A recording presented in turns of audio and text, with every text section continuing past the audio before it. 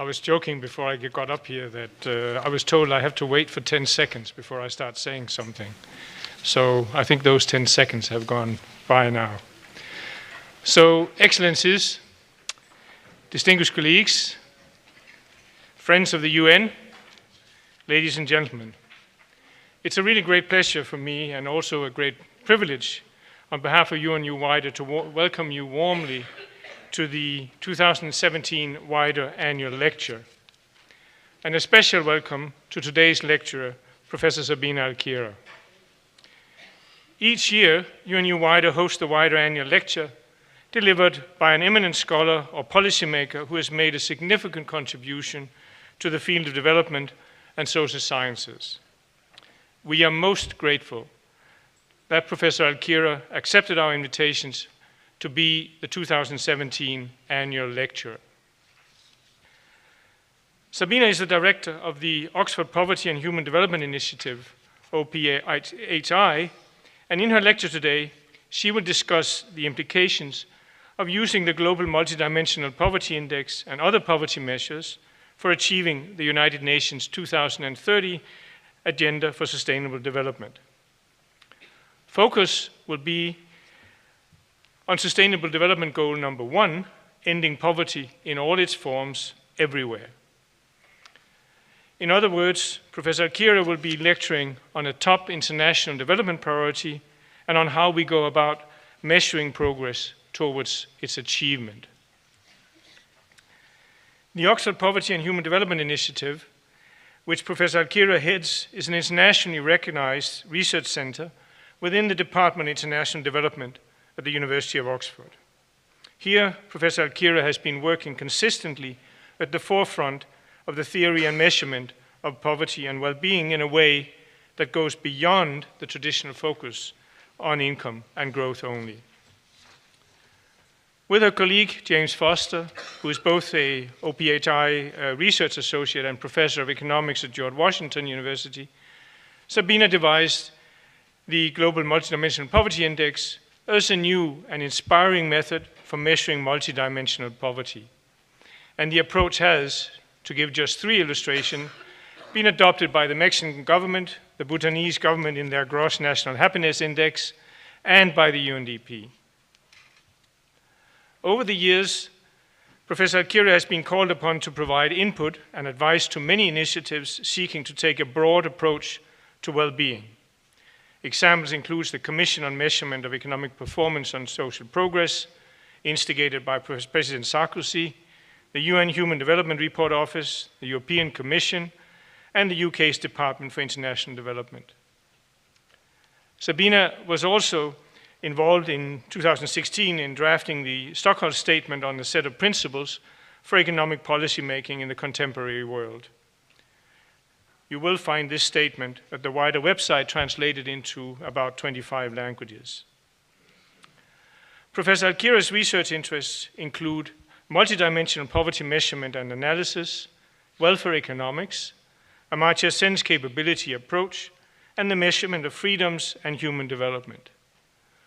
So, Professor Alkira is a researcher that does not shy away from the hard and difficult questions and issues that we are facing, both in our profession and more generally.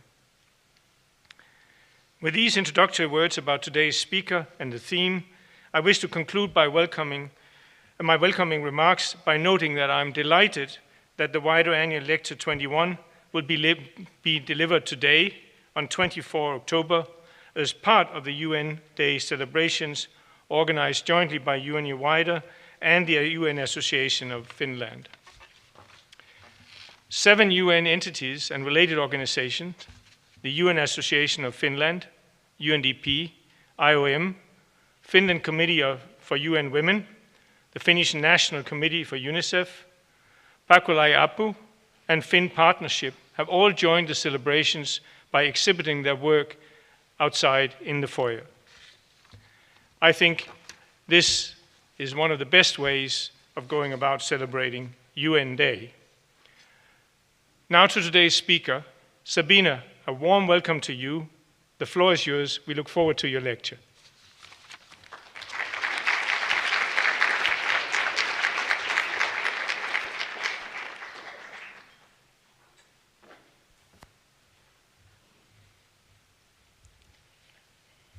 Excellencies, distinguished guests, friends, it is very much an honor to be here, and I'm grateful to Wider for this opportunity, to Finn for his kind words.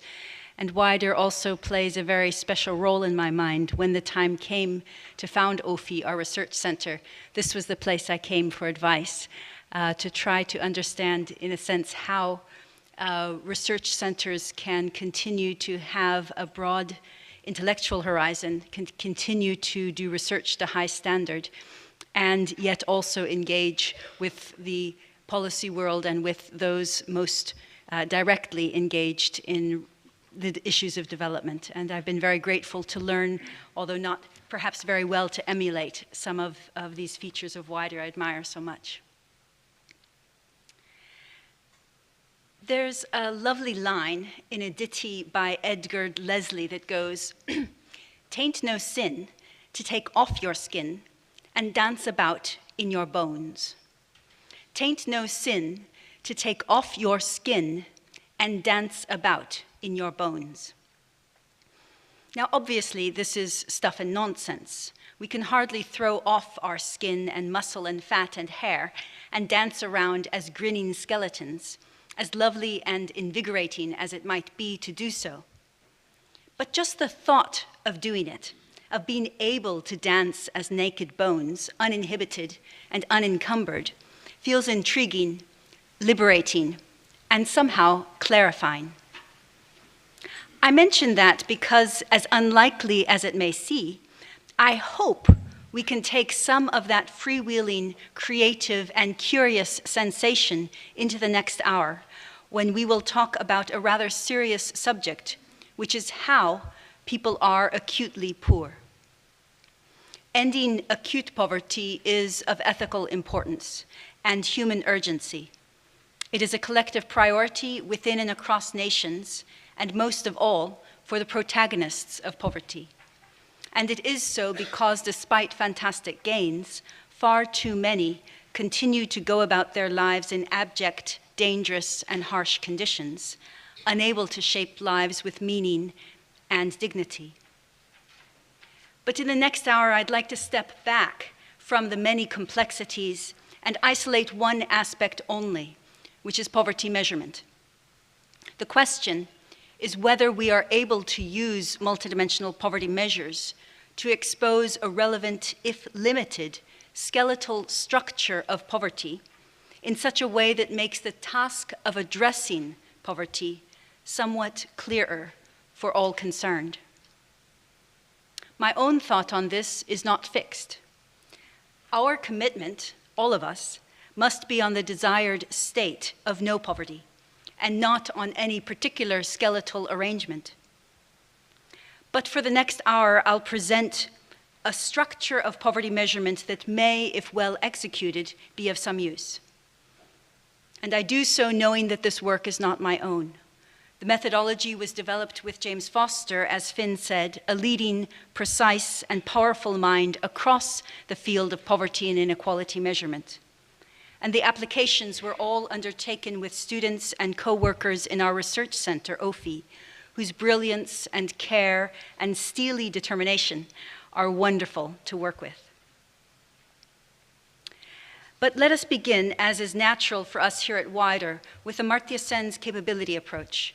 And I'd actually like to start with a paragraph from the 1990 book edited with Martha Nussbaum, in which Sen had an article called Capability and Well-Being.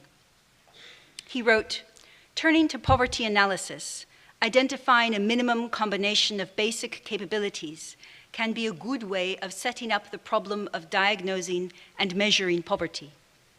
It can lead to results quite different from those obtained by concentrating on inadequacy of income as the criterion of identifying the poor.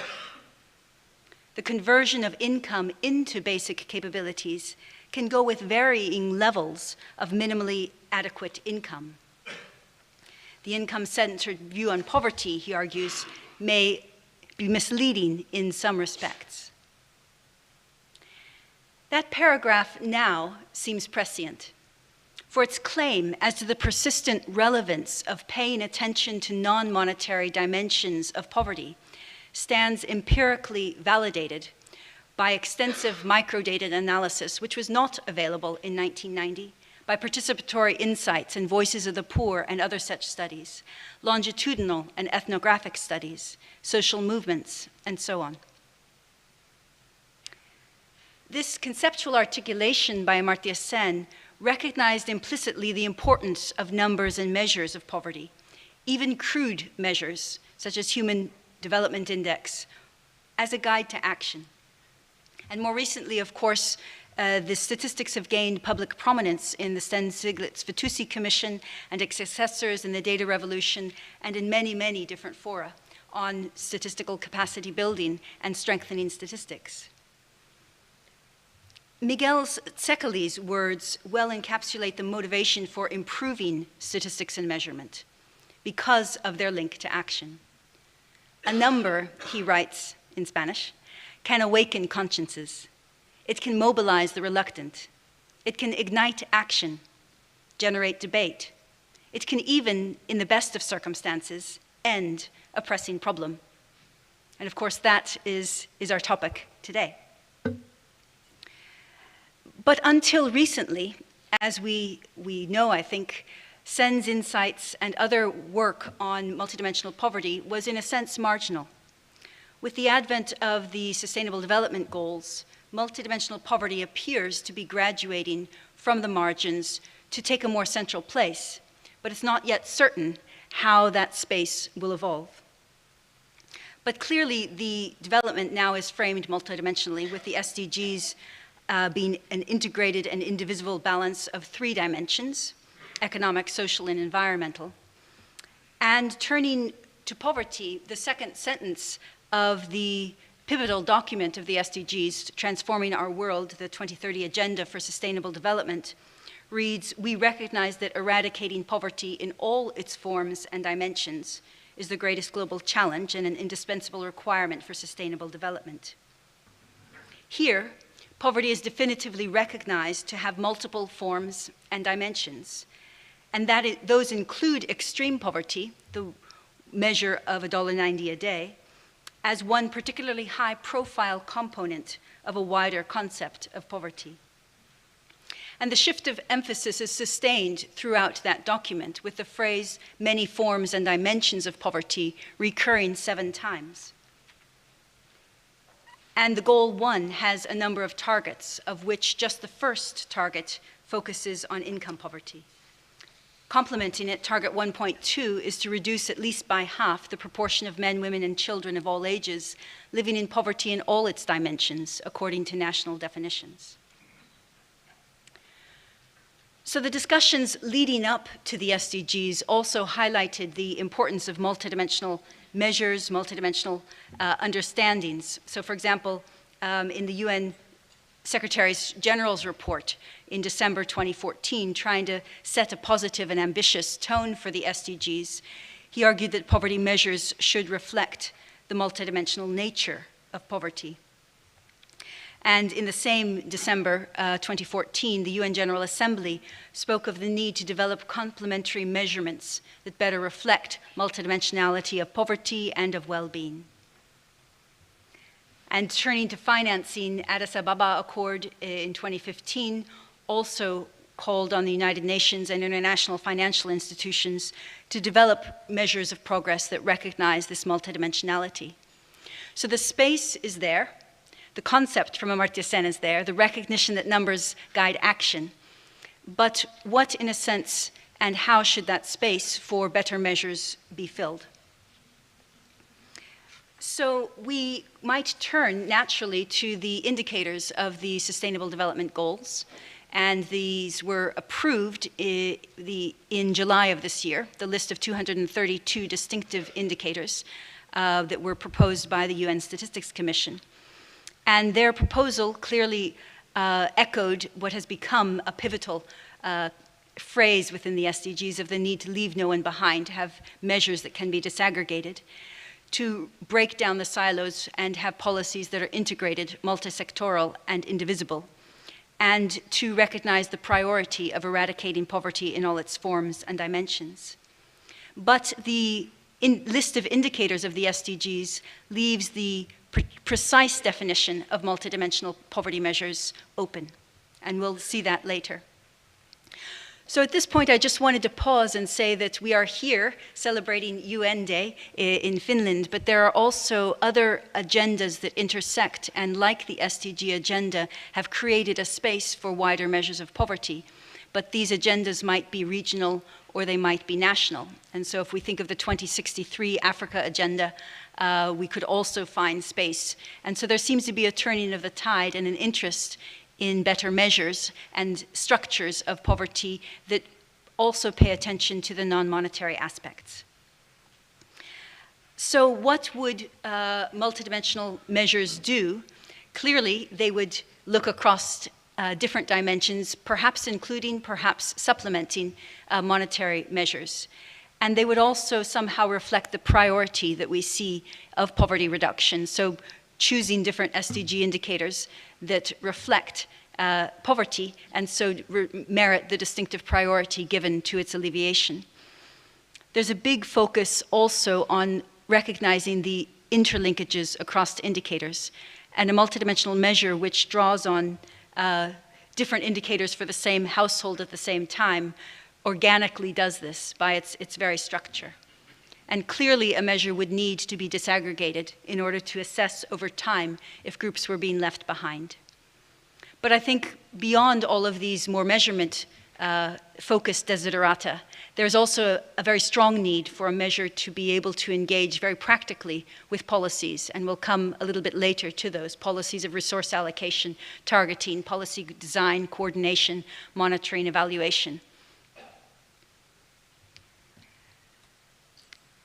So if we think of what measures should fill this space, there is a very obvious document to turn to, and that is the report Monitoring Global Poverty, led by the Commission established by the World Bank and chaired by our late and beloved Sir Tony Atkinson. The opening lines of his report recognize the controversiality of monitoring global poverty, however it is defined. He recognizes that some people will consider the exercise to be futile. It is simply too demanding to find measures of poverty that are relevant globally, or that can be measured with adequate precision for the task. He, however, states that this is not a view he shares and not one that underlies the report that was released. And so the aim of the report was to say, how can global poverty be measured? And clearly the focus, therefore, is not on precisely identifying the number of people, the level of poverty, but of accurately measuring its trend over time. And the second gloss is that that trend must be measured not just as a precise point estimate, but with standard errors, with a recognition not only of sampling errors, but of also the many other kinds of non-sampling errors that affect the data used to make these estimations. And so it's important to be able to both measure and convey publicly the margins of error.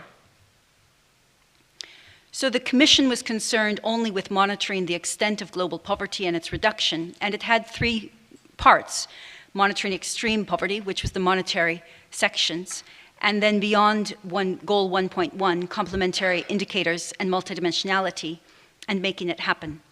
And so the resource document, if you don't know it, that I would warmly commend to you is the second part of this report, which is looking at non-monetary indicators that the World Bank might use to monitor global poverty, and what characteristics they should have, by what principles they should be designed, and precisely what dimensions and methods should be used to develop them.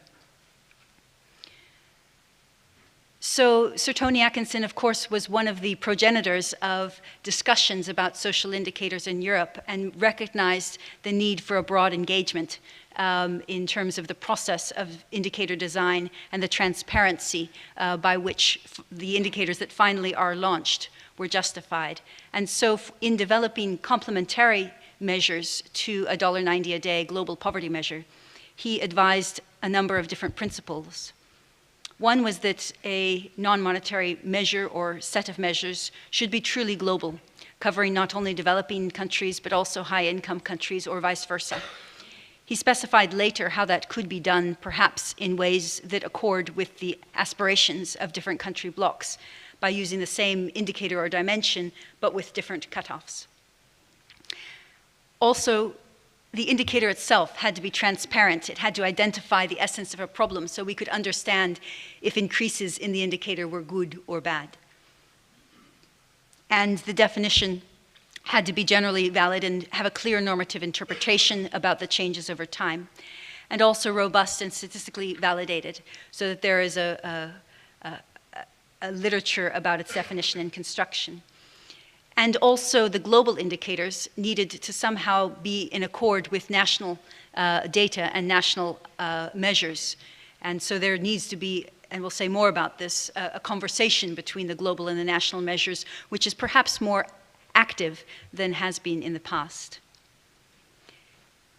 Furthermore, if a dashboard of different indicators is to be used, the dashboard should somehow be balanced so that the component indicators, roughly equal in importance, would span the issues of interest. And finally, in order not to tax the data producers too much, he recommended, insofar as is possible, to design complementary measures that use existing data, or where they must be extended, to do so using existing instruments or administrative data. So drawing on this process, there were two recommendations that I think must inform any efforts to think about the structure of multidimensional poverty measures.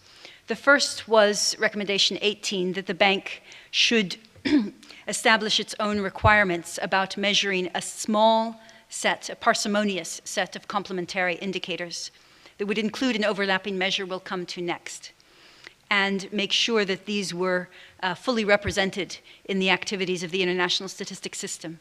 So where the Sustainable Development Goals have a great breadth with 232 indicators, this report also advocated parsimony, to have some high visibility indicators that would get special attention.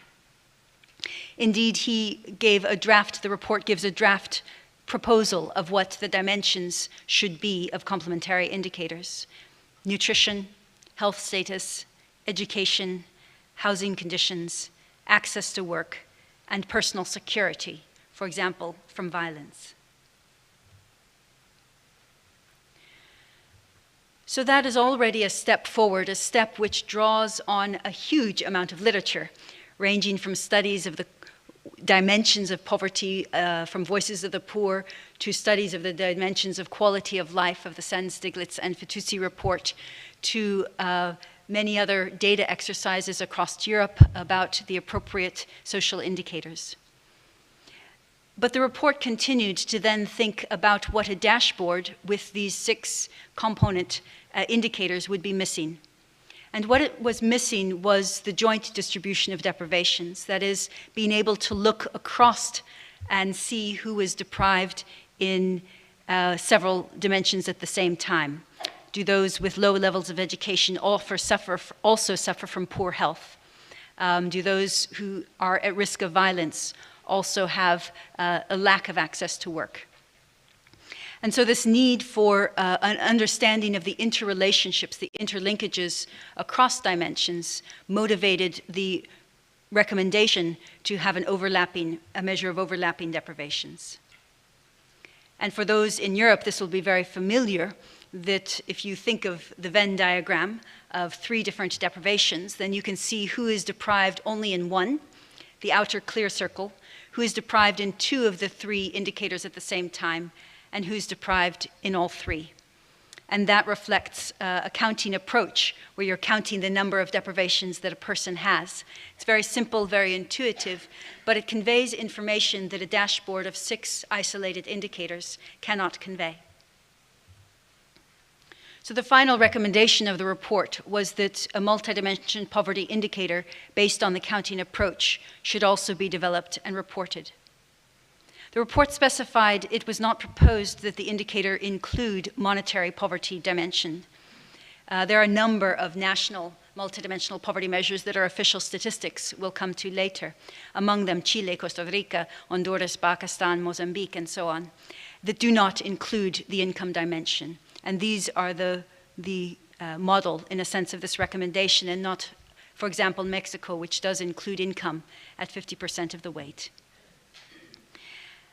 Furthermore, in terms of methodology, the recommendation envisaged the accounting approach being implemented in terms of the adjusted headcount ratio, which is the methodology that extends the Foster-Greer-Thorbecke index into multidimensional space that we have had the privilege to develop and try to work on its use a little bit. And it has two components: the percentage of people who are poor, or the incidence of poverty, and the average share of deprivations, the average percentage of possible deprivations that poor people experience, which is the intensity of poverty. So it's a kind of a poverty gap measure, for those of you who know that, in multidimensional space. And the product of those two is the adjusted headcount ratio.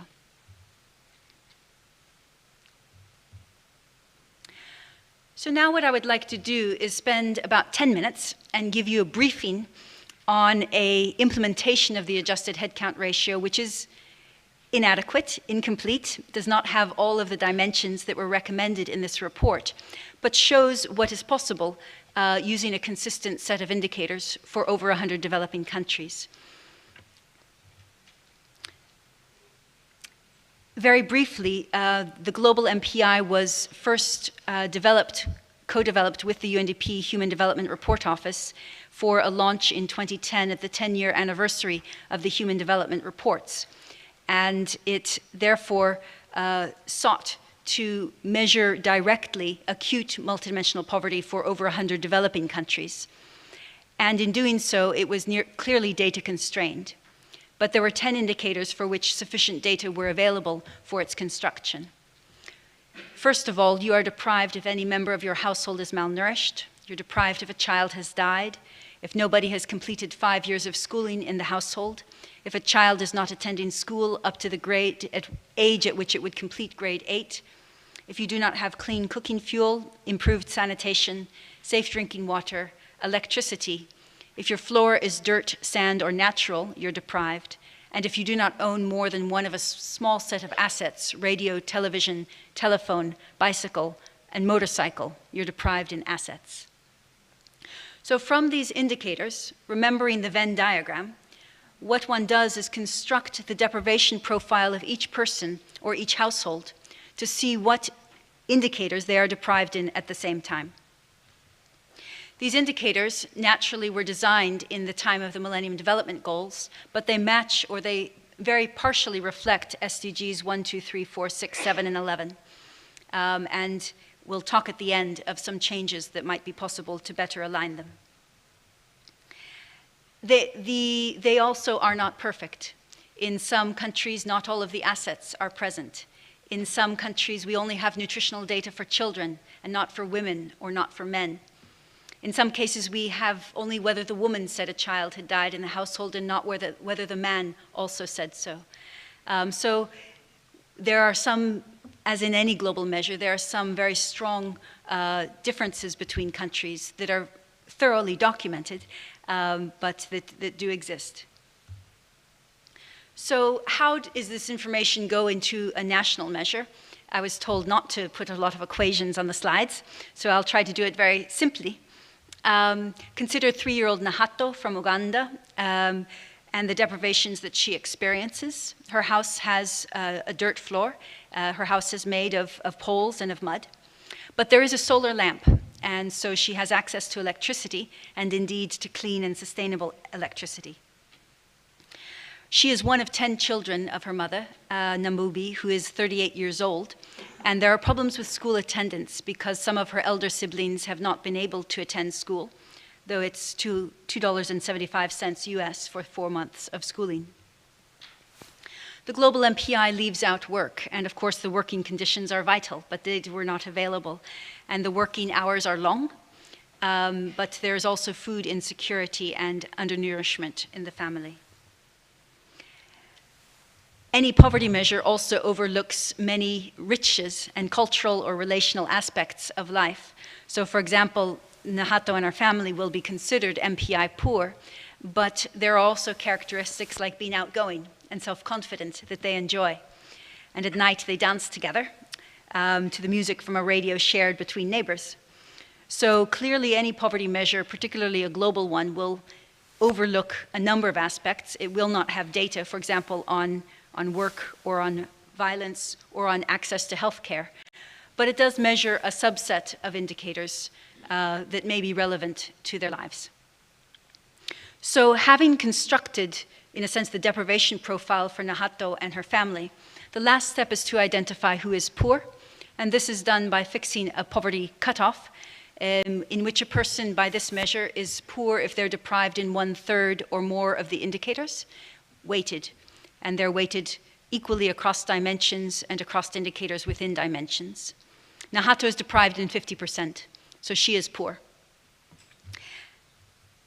So the adjusted headcount ratio then looks at the percentage of people who are poor because they are deprived in 1/3 or more of the indicators, weighted. And it multiplies this by the average intensity. So Nahato intensity was 50%, and on average, the intensity in Uganda is some number. And multiplying these two together gives the adjusted headcount ratio. You're adjusting by intensity. It also gives a measure which has strong characteristics, like the ability to be able to break down by indicator, which is what it makes it, which is a vital use for policy, as we will see. So I've given this a very light touch, but for those with any interest, there's extensive documentation, and in particular, reflecting on the Atkinson Commission's requirements, there are standard errors and confidence intervals, statistical inference about the levels and the trends of poverty published. There are robustness tests, both to the poverty cutoff, to the weights, to the deprivation cutoffs. And there's a clarification of the axiomatic properties that the measure respects. And so what does this look like when it's implemented? So in the 2017 Global MPI, we used demographic and health surveys for 55 countries, multiple indicator cluster for 38 and PAPFAM for 3, and national surveys. And these are quite familiar, so I'll just look at a couple results, but really I'd like to focus again on the structure of multidimensional poverty measures and not on these findings. But in 2017, we updated 25 countries. Each year we update the countries for which new data are available. And the country coverage is such that we cover 5.4 billion people. Quite good coverage in sub-Saharan Africa with 96% of the population covered, East Asia and the Pacific with 95, South Asia with 94. And low-income countries, it's 99% coverage, also in lower middle-income countries, and 92% across all middle-income countries, population coverage. So it's very much a measure focused on developing countries. It's not a global measure. It does not include high-income countries. But within its population, there's perhaps some interest. So what does this kind of measure give you in one period of time? Clearly, you can see how many people are poor, 1.45 billion across the 103 countries. You can see where they wake up. 1 billion of them wake up in middle-income countries, 72%, 48% in South Asia, 36% in sub-Saharan Africa. Again, keeping in mind the Sustainable Development Goal focus on leaving no one behind, it's necessary that the measure be disaggregated. And for a direct measure like an MPI, that's straightforward. So for example, within Afghanistan, we can see that poverty ranges from 25% in Kabul to 95% in Uruzgan or 94% in Nuristan, so quite a range. But again, the policy traction comes not just at looking at the level of poverty, but the composition. So in Myanmar, we see in the Rakhine district, where the tragic Rohingya genocide is underway, we see that it is the poorest district of Myanmar. And we also, though, can see the composition of poverty for the Rakhine and how it is higher, but actually in this case not dissimilar to that of Myanmar nationally, except for higher levels of malnutrition in particular. The MPI, you might think, is useful when there's a large disparity of levels of poverty.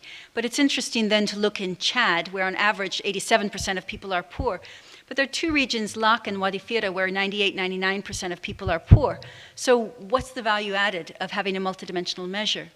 If you look at the composition, and that's the beige and green stripes, you see in the beige, which is Lak, rates of child mortality and nutrition are much higher. And you see in Wadi Fira that deprivations in water are signally difficult. And so actually the policies needed to confront multidimensional poverty, even in these very, very high poverty regions, can be somewhat distinct. And so trying to pull that out can add value. So the global MPI is broken down for 988 subnational regions, but of course you want to look at other groups. So one of them is disability, and DHS now have incorporated disability status questions of the Washington group into their future surveys. And so you can see in Uganda that 76% of people who live with a person with disability in their household are poor, and 69% of those without. And finally, on the global MPI, we disaggregate by children. And we find that 48% of that 1.45 billion people who are multidimensionally poor are children. And furthermore, that children are overrepresented, even given their presence demographically in the population. Clearly, most of them, 84%, live in South Asia and Sub-Saharan Africa.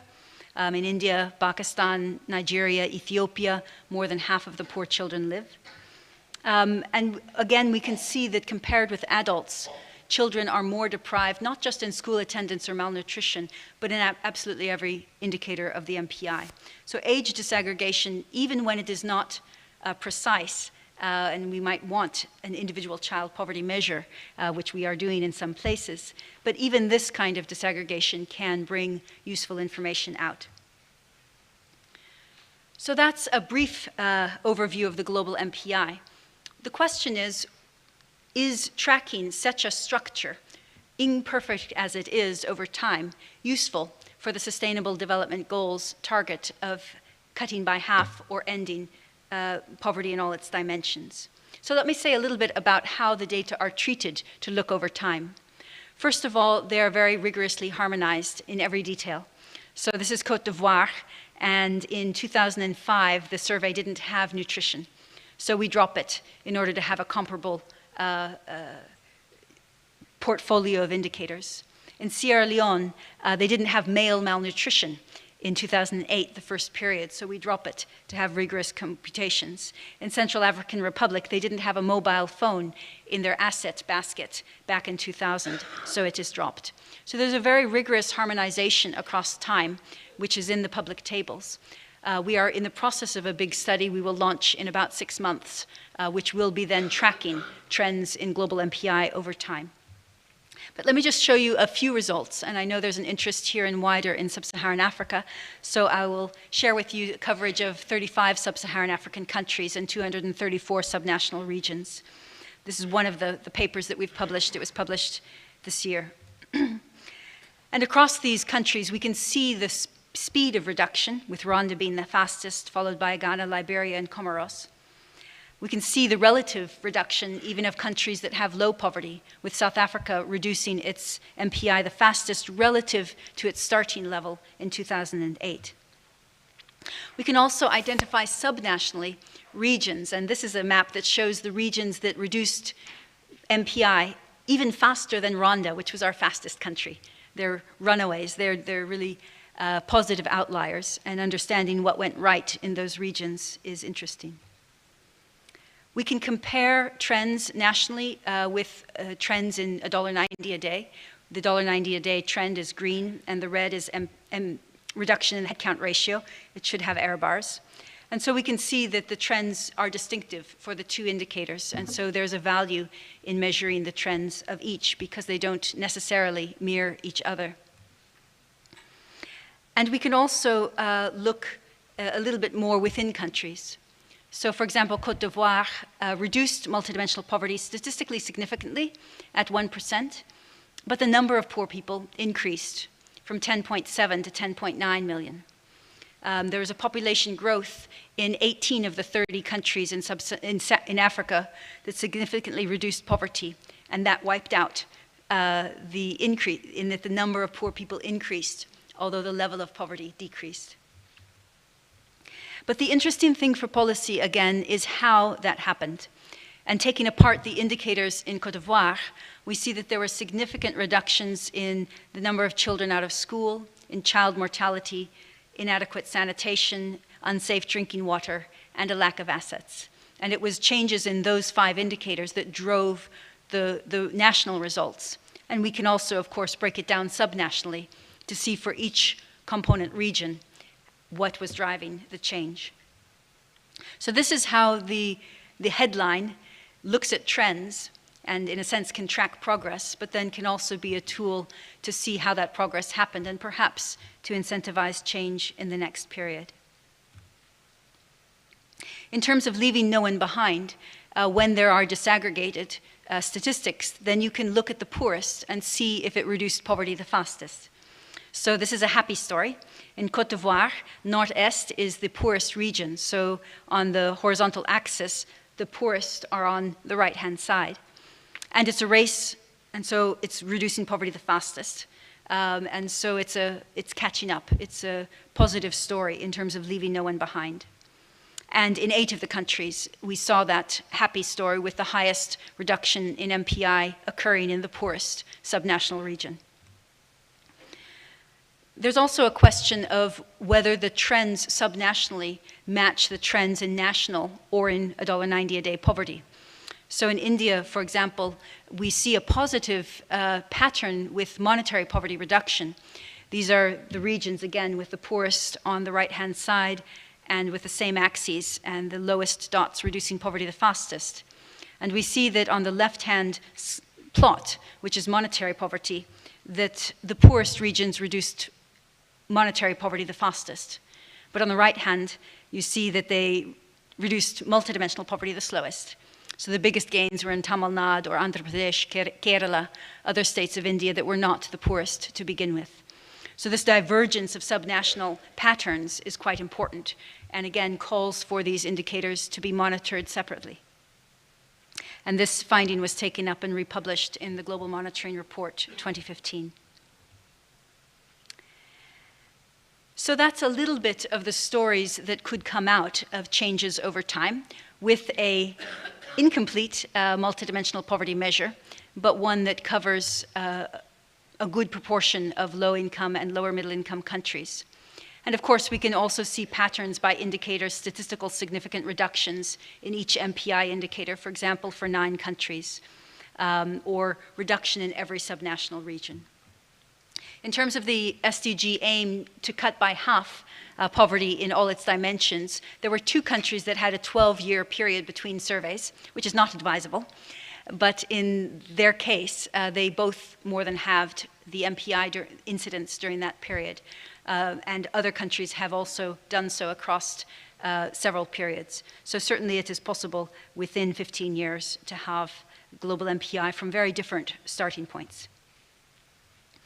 So that's the end of really presenting to you a question, which is whether this skeletal structure of poverty measurement would be useful in tracking trends over time, useful both to see how we are doing, but much more importantly, to give information to policy actors so that they might be able to catalyze and accelerate the reduction of poverty. Now, for those of you who need a little bit of a tea break, I'll do 3 minutes that will be of most interest to young people and students, which is where you can get all of this on the web. And the rest of you could step back if you need. So all of what I've presented, all of the tables are freely accessible as Excel files online. Not only do we report 1 poverty line, but we report 3 poverty lines. Not only do we report poverty, but we also have a destitution measure, and alas, 706 million people are destitute, meaning that they have severe malnutrition or open defecation or not even 1 year of schooling. We also have all of the indicator level detail and the disaggregations that I've shown in the tables, and things like standard errors or confidence intervals or retained sample if you're really a geek. And the strictly harmonized data that we have is online, and as I said, a lot more of such data will be forthcoming soon.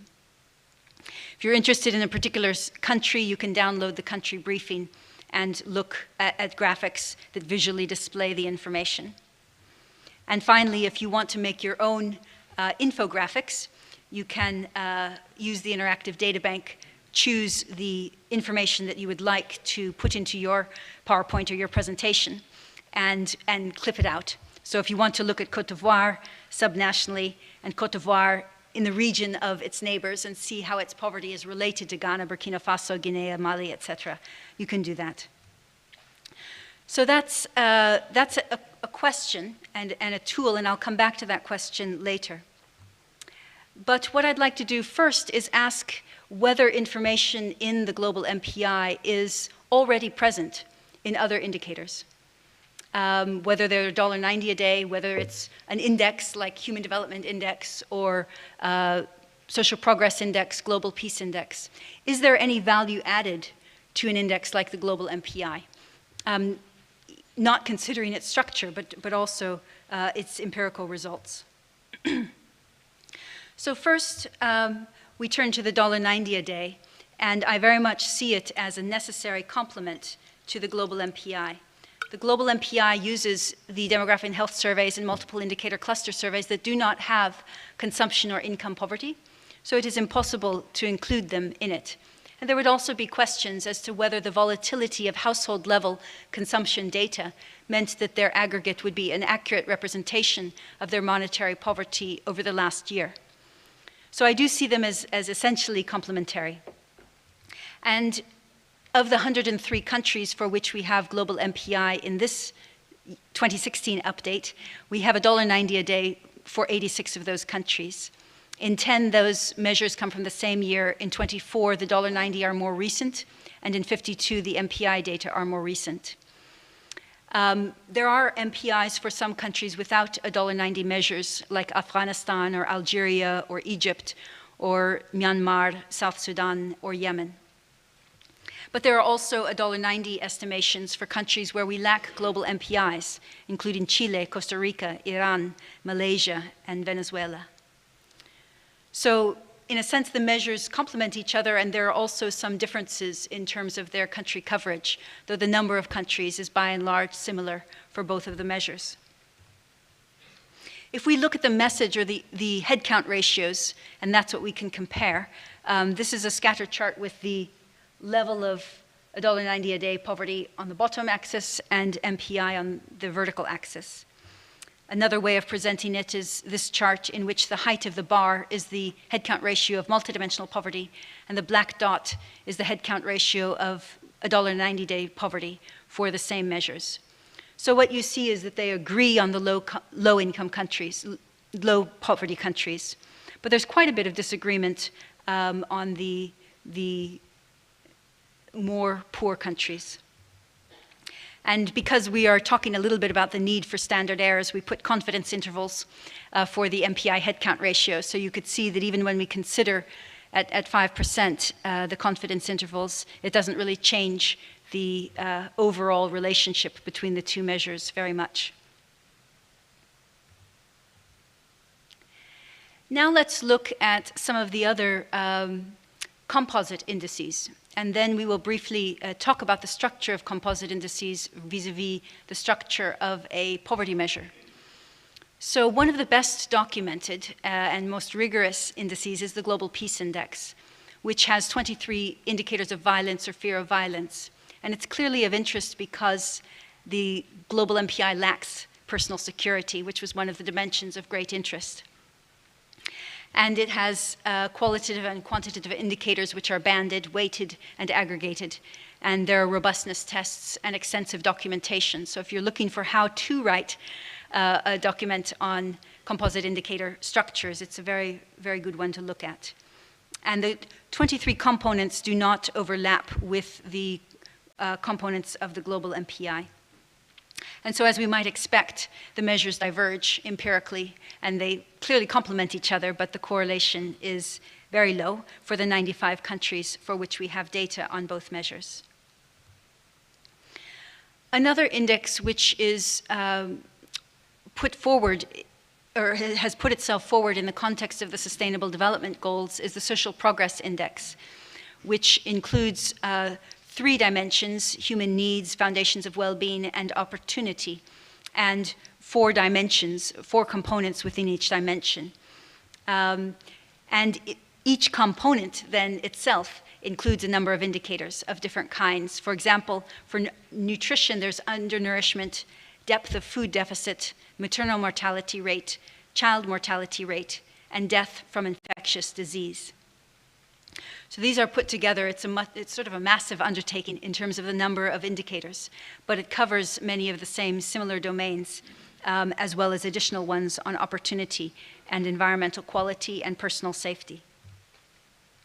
The relationship to the global MPI in terms of the country levels is higher for the 73 countries for which both indicators are available. And we could go on, but the relationships are not as strong, for example, with the Legatum Prosperity Index or the Ease of Doing Business Index, because we might wonder whether countries with a strong business sector have a better environment in which also to redress poverty. The Fragile State Index is important because half of the poor children live in fragile states, but interestingly, again, there's not a strong association. The strongest of all the indicators is with the Human Development Index, primarily through its education component, but also somewhat through its life expectancy.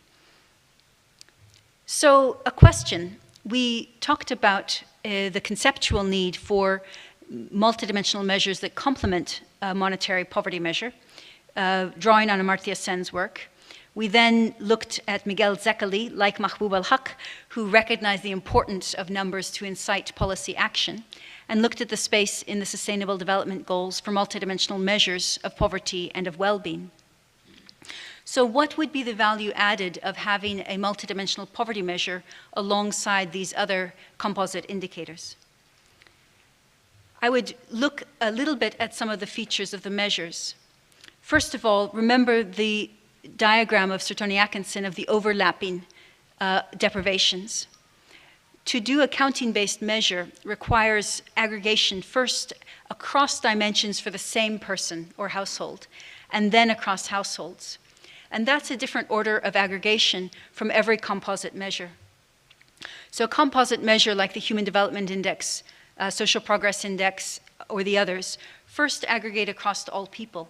This means they can draw from different survey instruments from different years. They can combine data for different base populations. But it means that they do not reflect the joint distribution of deprivations.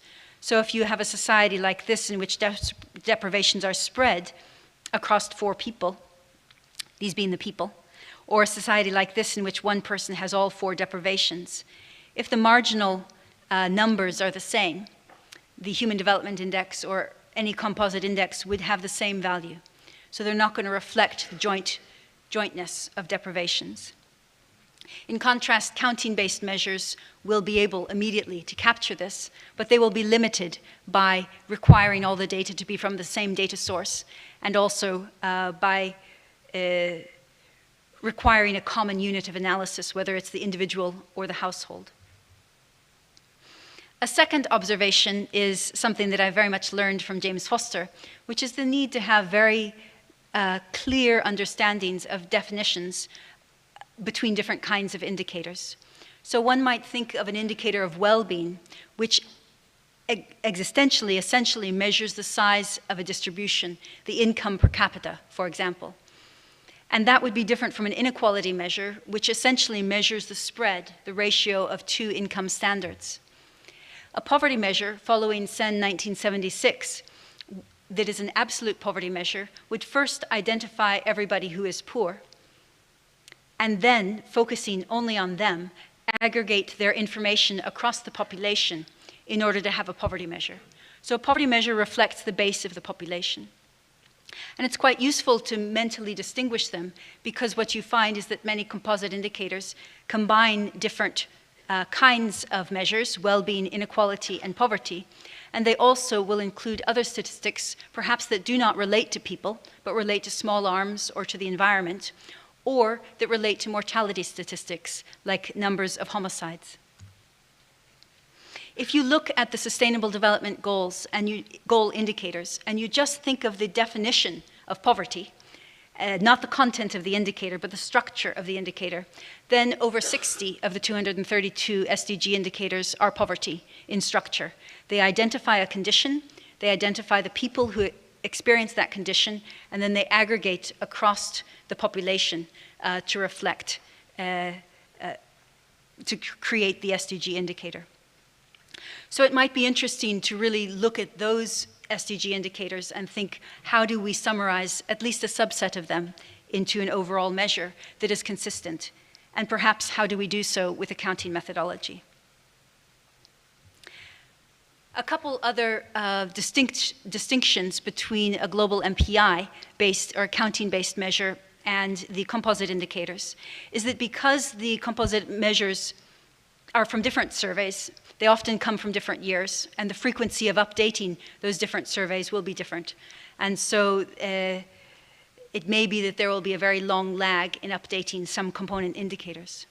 Furthermore, the surveys used for composite indicators may not be disaggregable by the same populations, and so it's generally more difficult to disaggregate the broader indicators. And there may be less possibility, again, because of the combined data sources of having standard errors, of having harmonization in a strict sense over time. And also, we could go into this more, the weights that would be affixed on a normalized 0 to 1 cardinal index component have a very different character than the weights that are fixed to a 0-1 deprivation of a woman like Nahato and whether or not she's deprived in each indicator. In particular, as Martin Ravalian said, the weights across normalized indicators in composite indices imply a marginal rate of substitutability between the indicators at different levels of achievement and across indicators. So there may be some value in, again, thinking of the structure of a poverty measure, in also having a structure that is accounting-based structure, as was recommended in the Atkinson Commission report, even if perhaps some of the indicators change. Finally, I'll mention in passing that in 2014, UNICEF released a counting-based measure for children, the multiple overlapping deprivations analysis, which covered 40 countries using data from 2008 to 2013. And this is, again, a very similar measure. It also makes an adjusted headcount ratio for two populations, for children 0 to 4 and children aged 5 to 17. It's a tool for advocacy, and so rather than a focus on policy, that is the need to understand each indicator and how to change it, the focus is on really thinking of child rights as indivisible. And so they identify a child as deprived, for example, if they are not immunized in DPT, or if they have not had skilled birth attendants, or both. And so that gives a higher number, which is very useful in advocacy terms. It does lose information that would be relevant for policy. If a child is deprived, you want to know, do they need immunization, or did they need a skilled birth attendant? So now let's come to the practical part. We've seen the landscape and the openness to multidimensional measures, that in a sense this is moving from the margins to have a space of its own, and it is invited to do so. But where does it fit in the SDG reporting? So if you look at the SDG report 2017 on Goal 1, it includes $1.90 a day measure updates and unemployment updates, as well as those on unemployment benefits and natural hazards. So those were the 4 indicators mentioned in this year's SDG report for Global 1.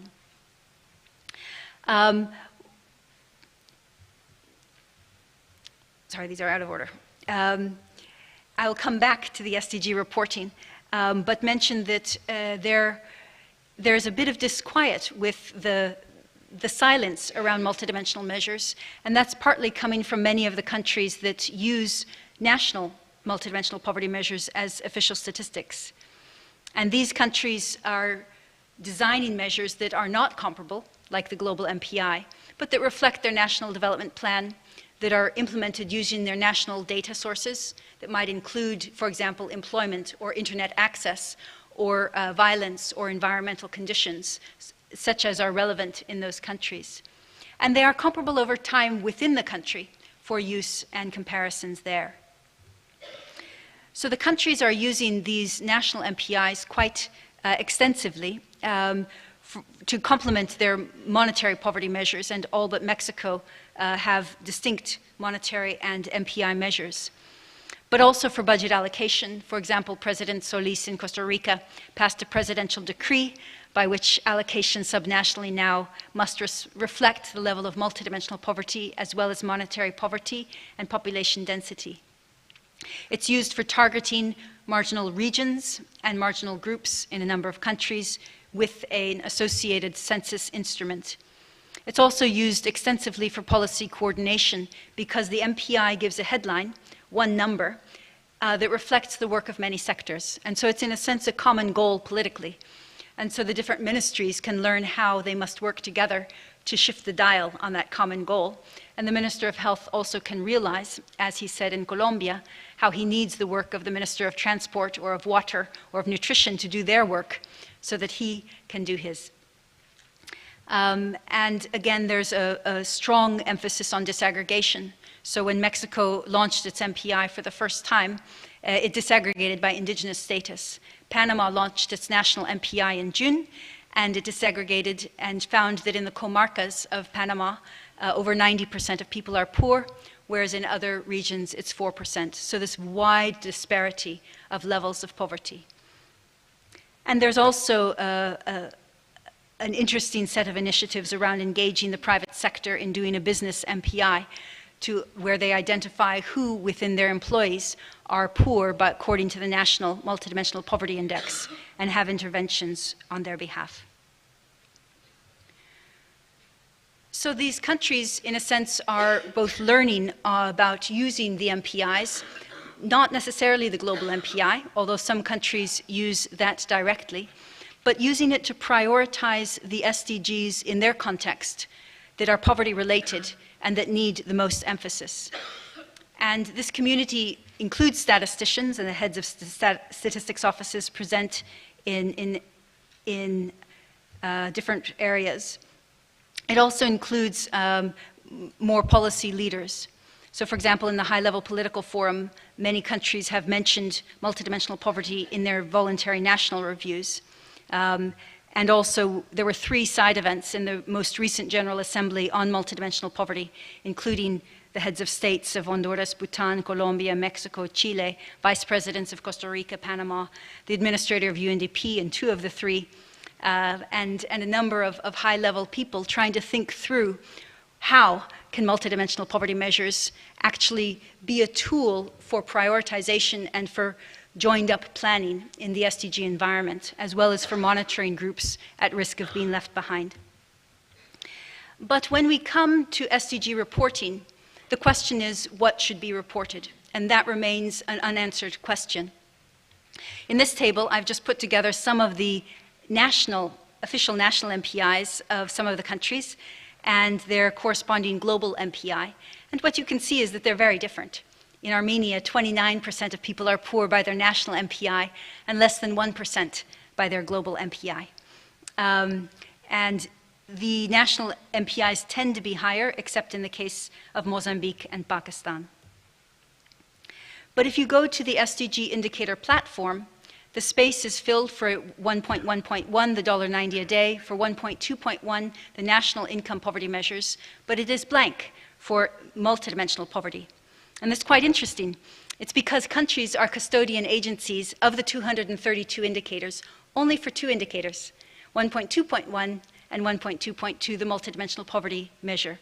And there is at this point not a way for countries to enter their data. And so it's a pause because this will be corrected, but in that pause there's a question of what should be reported. Should it be a comparable MPI, like $1.90 a day? There would be some arguments for saying that that would be better. For example, the target is to reduce by half the proportion of men, women, and children living in poverty in all its dimensions.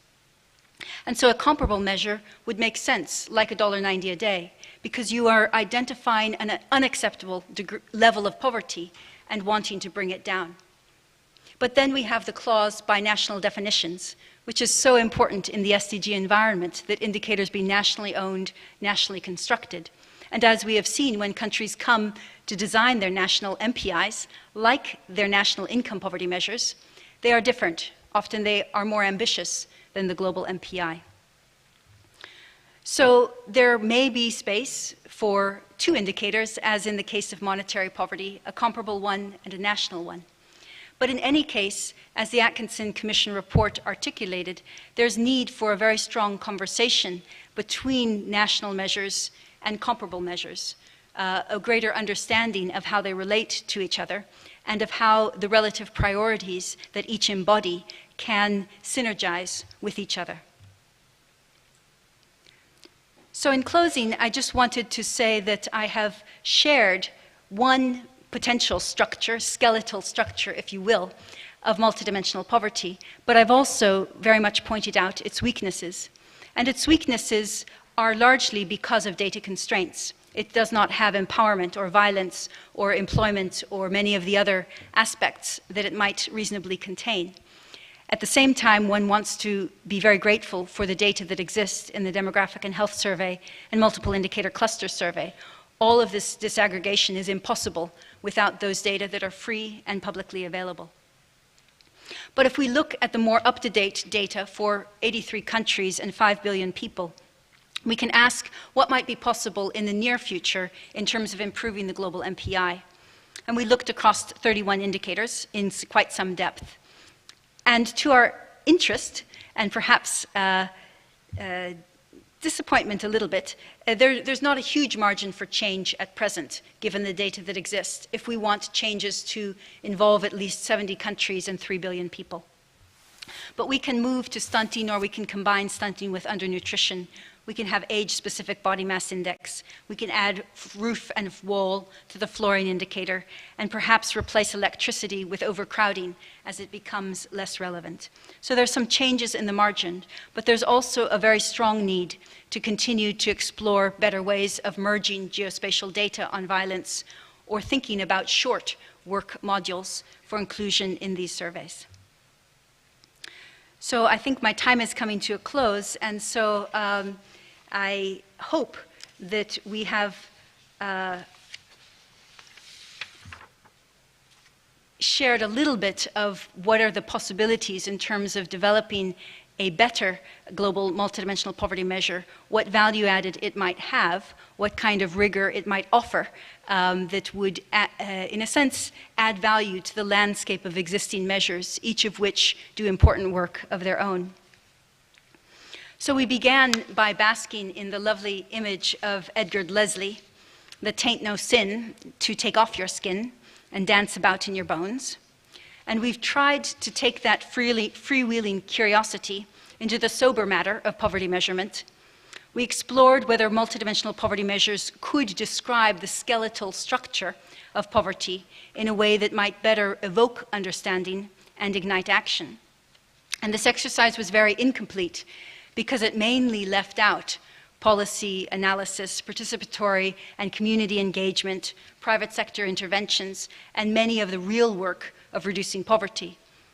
But the question that I put before you, and the one that we must ask, is whether even this exercise, as limited as it is, might clarify the task and the priorities of reducing a small set of deprivations that are interlinked catalytically. And so I just want to close unapologetically with the words of the Atkinson Commission that did put before us the value of thinking about measurement alone, even as we know we must then move on to the next step of policy and analysis. The estimation of the extent of global poverty is an exercise in description. As Amartya Sen has written, description as an intellectual activity is typically not regarded as very challenging. However, as he goes on to say, description isn't just observing and reporting. It involves the exercise, possibly difficult, of selection. Description can be characterized as choosing from the set of possibly true statements on a subset of them on grounds of their relevance. Understanding the choices underlying the monitoring indicators and their full implications is challenging. There will be differences of view, but it is hoped that the ensuing debate will bring together all those concerned and provide a basis for action to tackle one of the gravest problems. Thank you so much.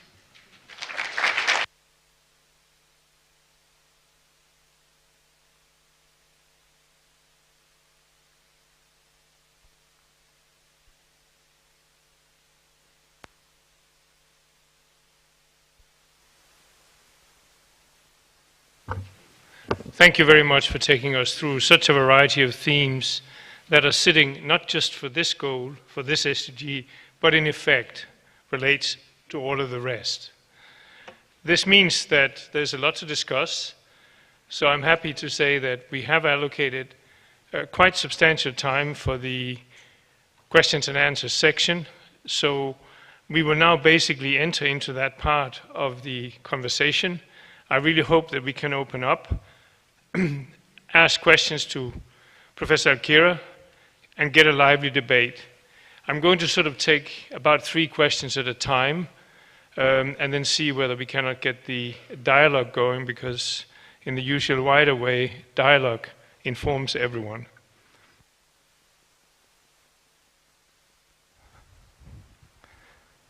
So, who would like to start? Okay.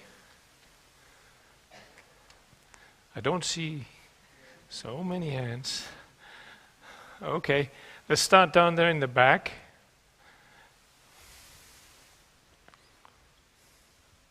Hi, my name is Rachel Giselquist, and I'm a research fellow here at UNU Wider. I was wondering if you could tell us a bit more about some of the policy lessons that are emerging from the analysis of the global MPI. In particular, for instance, if you think about changes, the countries that have changed most rapidly in the global MPI measure over time, is there anything that jumps out in terms of the sort of policy steps they've taken? Or comparing, for instance, the global MPI with income-based poverty measures, where, you know, where there's the greatest gap, is there anything that comes out in terms of policy there? Thank you. Okay. Yes, here. My name is Pascal Do. I am the author of a PhD dissertation, The Role of Higher Education in Poverty Reduction at the University of Tampere.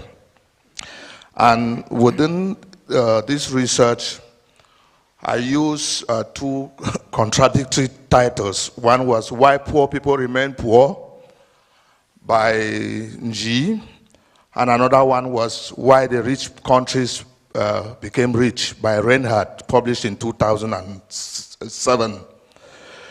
I was going to find out if the MPIs are coterminous to mitigation of poverty. And if it is, I would like to know how you situate the role of higher education, because when I wrote the thesis, not only education and higher education, but science. When I wrote this thesis, I argued that science, higher education was very central, even in addressing the 8 MDGs. And if you side with me, then I would like to ask another question.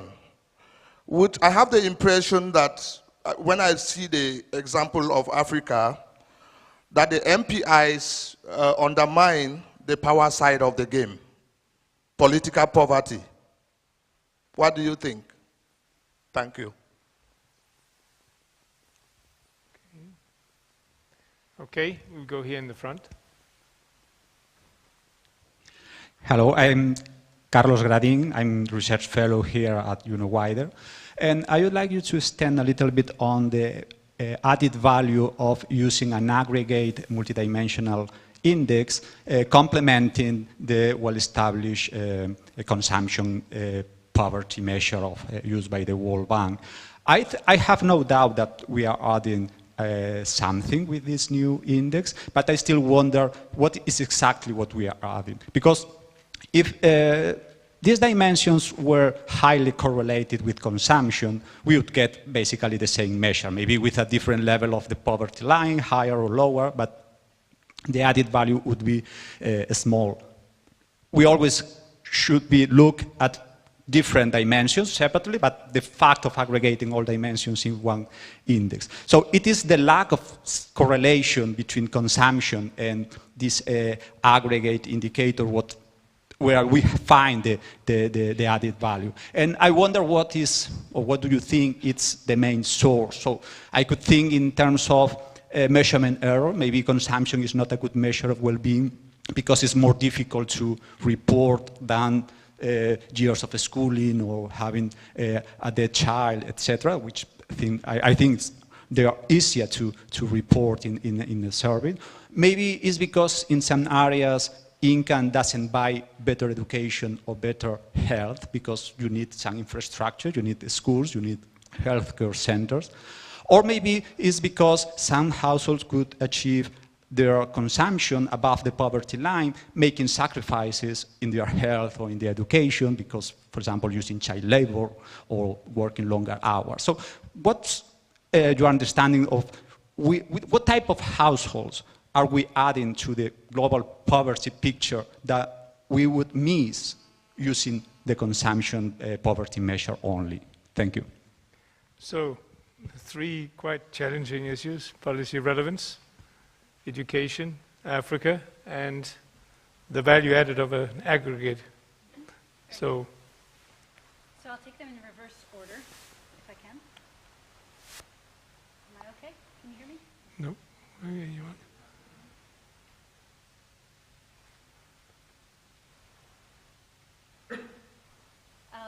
So I'll start with Carlos, and there are two different things. One is the relationship between multidimensional poverty and monetary poverty. So at the household level, the mismatches are quite large, even if the levels of poverty are similar. So, it's on. I'm sorry, can you hear Sabina or you cannot? No, people are shaking their heads, so we need some technical assistance here.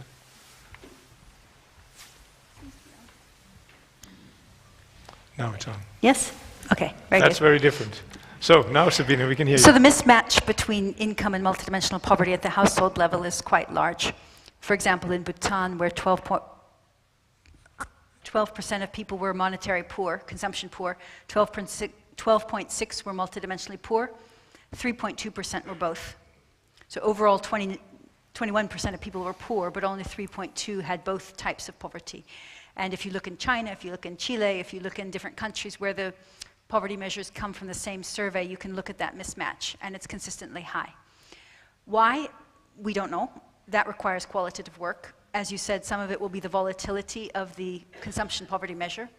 Some of it may be household spending patterns or burdens of disability and dependency, but we also need to know more because these are households maybe where the service provision is similar. Another cause of mismatch would be service provision being quite different in one area than another. And so you do see places where there's plenty of service provision, but perhaps not the livelihoods. And so the MPI levels would be low. Or vice versa in the region Gaza, since we're on Bhutan, or Papua New Guinea in Indonesia, it's the same. The monetary poverty is very low, but multidimensional poverty is very high because there are no services, but there is, for various reasons, in the two regions, income. So I think they're capturing different kinds of deprivations. Now, what does an aggregate add to a dashboard? And I didn't show the slides on that, but if you were to look across the 10 indicators of the global MPI, then you would find that 75% of the population were deprived in one of them, 3.9 billion. And so it's quite capacious. It would identify a lot of people if you said if you had any of these deprivations, you were poor. So a feature of multidimensional poverty aggregate is that it, in a sense, it focuses in on people who have multiple deprivations simultaneously. And so your resources, your fiscal resources, which are limited, are going to be contained a little bit to the people deprived in a third or half or whatever the poverty cutoff is at the same time. And so there's plenty of empirical work showing what the difference between just having a dashboard and where any deprivation reflects. Is it equal in importance in a sense, and having an aggregate multidimensional measure? I don't know if that helps. And to Dr. Pascual in higher education. So you asked if reducing MPI was coterminous with ending poverty, and clearly it's only partial. So like the target said, poverty in all its forms and dimensions, and all its dimensions would not be possible to measure. So an MPI only tracks the indicators that it contains. So for example, if it doesn't contain livelihoods or if it doesn't contain violence, and those are important deprivations, then zero poverty could be coincident with high deprivations in those areas. I think your question about higher education was a different one.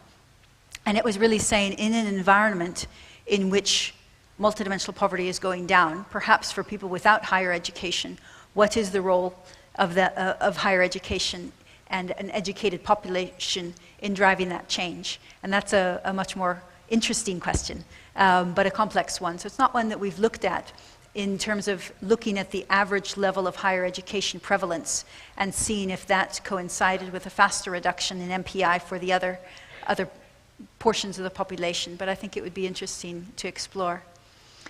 And to Rachel, clearly that's a very important question and a very ambitious question. We don't attempt to have cracked it. We've done, a few regression analysis. We've looked at a few determinants. And what's very clear is that however you measure growth elasticity, the elasticity of growth and multidimensional poverty are very low. So we don't have the same relationship you get with income poverty. It's not a surprise back from Bourguignon and others at the World Bank showing, the correlations are different. And so the drivers would tend to be more associated with proactive social policies and public expenditures, as well as activities by other stakeholders. It's also, interestingly, not necessarily good governance, at least not in low-income countries. So we did multi-level analysis, my colleagues did it, didn't find it. And also, if you think of Nepal, which actually reduced its MPI from 26 to 2011 the fastest, it didn't have a government for part of that time. But somehow they were able to sustain the social expenditures, and also they had high remittances and high backflow of educated labor into the country. So it's a very complex story. I think it's country by country. We haven't done enough to be able to generalize yet. But again, our data are online, and so I'm hoping that others might take them and do the findings we haven't been able to. Okay. Thanks for this. We'll take the next round. Yes, here in this middle, a little bit in the front.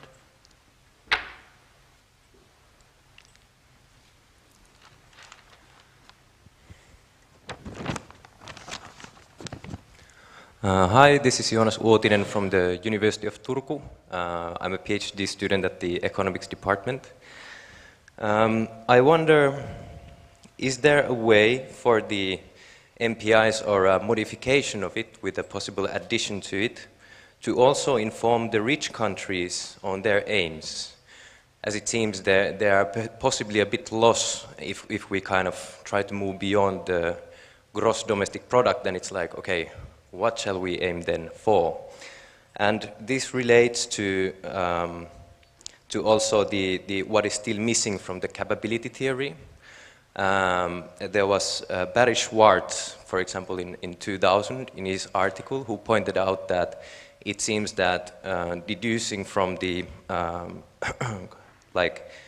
he stated that the increased freedoms in United States as proxied by the increase of purchasing power over the 20th century has led to greater anxieties and other mental disorders instead of it being the contrary.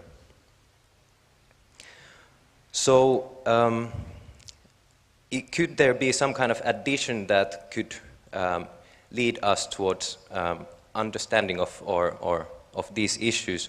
Some of the things that come to mind is perhaps some Aristotelian ideas of realization of the human potentials and what could those be, as well as the developmental trajectory of the human according to the Western and Eastern developmental psychologists and thinkers. So these are some of the things that come to my mind that possibly could be added or something like this. I would like to hear your opinions on this.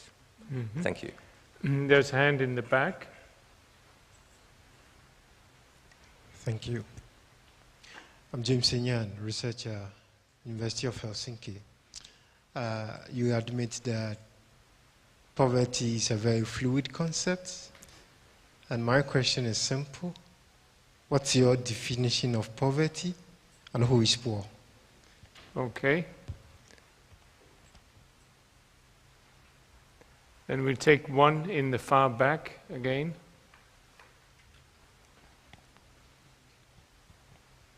Hi, I'm Pia. I'm a research fellow at WIDER. I have a two-part question, and I would appreciate your thoughts first in your researcher boots and then in the policymaker boots, if you can imagine, to Trump. The first one is regarding the SDGs and implementation of the monitoring. An OECD report last year tried to put to work as many of these indicators as possible, and even the most developed and, let's say, data-rich OECD countries would not have most, or at least, I think, more than 80% of these indicators ready, lying around. My question to you is, for the developing countries where these gaps are even larger, what would be the indicators you would kind of focus on in data collection? Where do you see the biggest gaps? The second part of my question relates to limited resources in the sense of where do we get more data from? There's also a big push, also championed by the World Bank, for identification for development. Now that has great potential, for example, linking in composite indices, of course, the different data sources, but it's also a very big exercise. Usually, it is argued from the side of we can more easily distribute benefits and we can more easily monitor.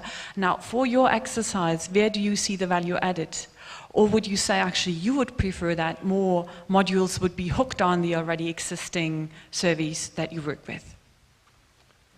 Okay, another three relevant to rich countries, the definition of poverty, major data gaps, and where do you hook on? Yes, very good. So, Johannes, in terms of the rich countries, certainly there's nothing that stops them also from having a multidimensional poverty measure. At least the EU SILC is comparable across countries, and we've been involved in NetSILC 2 and are involved now in NetSILC 3, exploring those options. But your question was wider than that. And it might be relevant to mention the case of the Gross National Happiness Index in Bhutan, which is a 9-dimensional index which has health, education, living standards, like a poverty measure, governance, time use, and the environment, and then community, culture, and psychological well-being. And in terms of developmental states, it was interesting when there was an international community interacting with Bhutan's Gross National Happiness Index. One of the lessons that they got quite interested in was that they realized that happiness is a skill, and you can learn to do it. And so, in a sense, also coding where people are on that skill of happiness, which, you know, maybe people think is Buddhist, but you can also, from mindfulness or from psychology, you can enter into that path. An interesting thing is when Bhutan updated its Gross National Happiness Index in 2015, from 2010, there were statistically significant increases in material, you know, in income, in jobs, in healthy days, in the services of water and sanitation and roads and electricity, in education. So all of those went up significantly, and overall there was growth in Gross National Happiness Index. But in the psychological well-being category, every indicator significantly declined. So that was satisfaction with quality of life, positive affect, negative affect, and spirituality. Sense of belonging declined, a feeling of etiquette and courtesy declined. And so what was interesting is because you had that panoply of indicators, you could see the simultaneous movement in different directions. And I think that that's quite useful for, in a sense, catalyzing a conversation about where societies are going and how, whether that matters, whether they like that change or might want to redress it.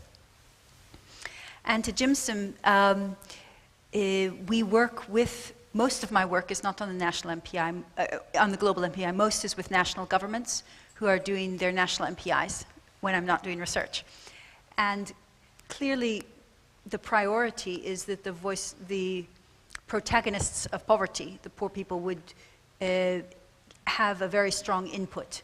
So, for example, in El Salvador, there was a 2-year participatory exercise with different communities after the government already had a draft measure.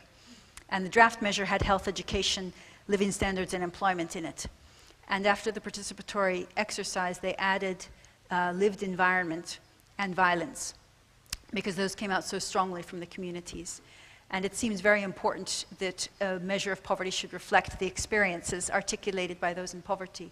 At the same time, you need very much this not to be only a statistical exercise, because if the Minister of Planning, the Minister of Finance, if they are not on board and don't see its relevance, they won't use it.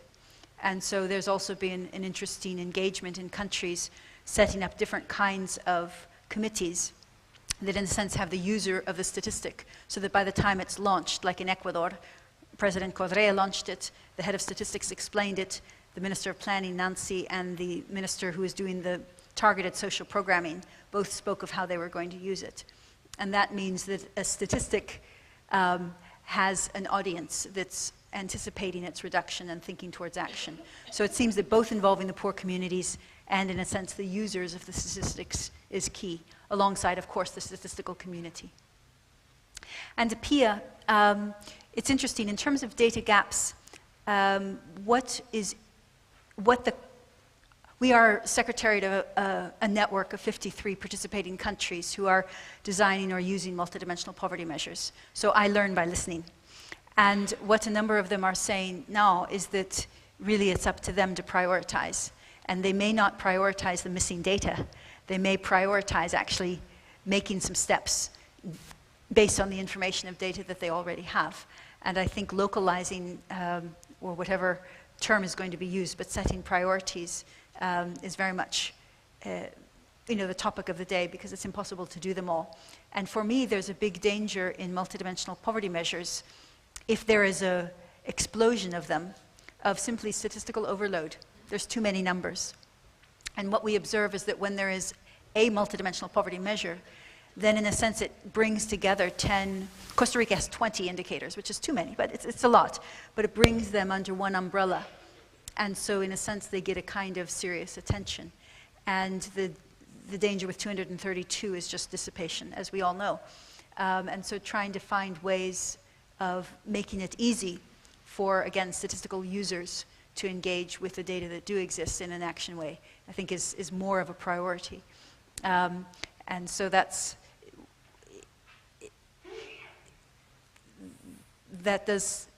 I'm just thinking of the countries, they are all doing new surveys, they're all adding little modules, but it's the ones that really seem to be more important in their contexts. And regarding the identification, there's also a downside. For example, in the Aadhaar program in India, there's people who will be left out, people for whom it doesn't work, the fingerprint, or there's a risk of it being used in a way that it may not be completely constructive and might be exclusionary or harmful, rather than just providing benefits. And so I think there are a lot of ethical questions. It would be ideal if we could match different data sources, but the distance from here to there is quite big. And so what we observe is that in many of the conversations on big data or the geospatial or the merging of data sources, it's very exciting. But if we want poverty data now, at the moment, that definitely includes poor people, it really has to come from household surveys. And I see that one of the dangers is that there are champions of big data, there are champions of geospatial this or administrative vital statistics that, but there's really no champion of basic household survey data that's extended in the way Sir Tony Atkinson recommended to look at missing populations and some of the well-known problems of household survey data. But I do see that as an area that desperately needs ongoing investment and is being overlooked in the conversations. Thank you. Yes, here in the front. And then we will, let's take the front first. And then.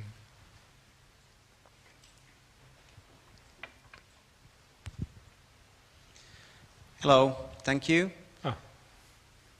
I'm the chairperson of the Finnish Deaf Association here in Finland. My name is Markku Jokinen, and I'm also the president of the European Union of the Deaf. My question is more of a comment to the MPIs and about the dimensions of poverty. One of those is education. And I'm thinking, or my question is, what would be the other aspect would be also language and the use of language, and also the barriers in using language. Because the education, you can get to education, but if the education is given in another language than what is your natural language, then it's going to be a bigger barrier to you than getting into the education. Or getting the information. If there's information and you don't get it in your own language, it's not usable to you. So that's also a barrier in your life if you don't get the information that you need. And you cannot do the conversation with different people. And you also face this even greater barrier in your education and in acquiring knowledge. So what is your thinking about in the MPIs and the poverty connecting to this access to information and to language? So can you measure this, and also can you eradicate poverty by this, and what is the relationship with language? And I'm not a statistical person myself, but I'm thinking about what is your opinion of these. I'm more of a linguist and an educationist. So this is where my question is coming from. Thank you. Sure. There was in the middle, there was a hand here. Yeah, in the middle.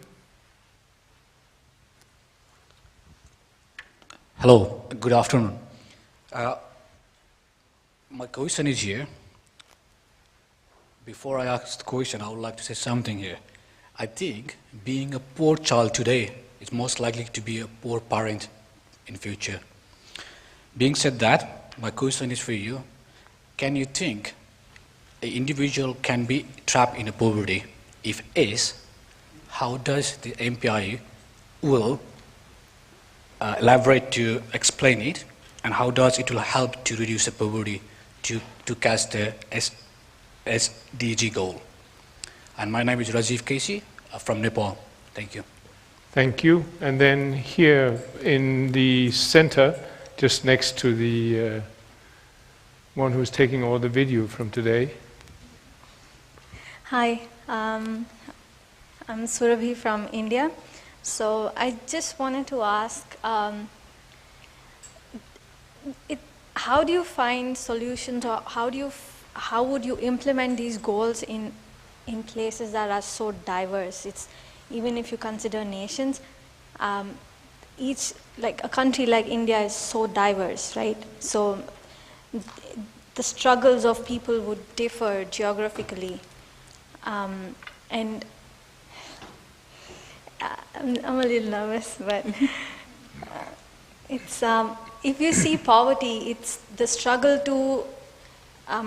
I think it is this when people are struggling to get access to health and education, and these are constructs, and I see poverty there when people are trying to get access to this because it's imposed on them in some way, and if and as you say, the surveys are done at the national level, and even there the data would be skewed because they wouldn't probably be accessing every region. I'm interested to know how the data set is collected related to a question that was asked there. But again, it's how do you connect these goals to places that are culturally very diverse? Sure. So how does this relate to the use of language, access to information?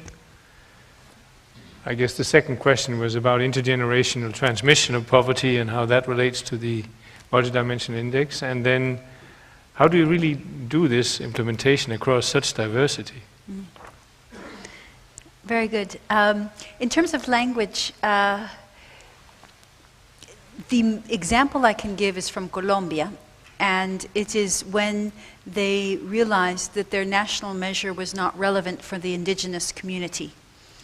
And so they created an indigenous MPI with the community, and their #1 request was for education in their language.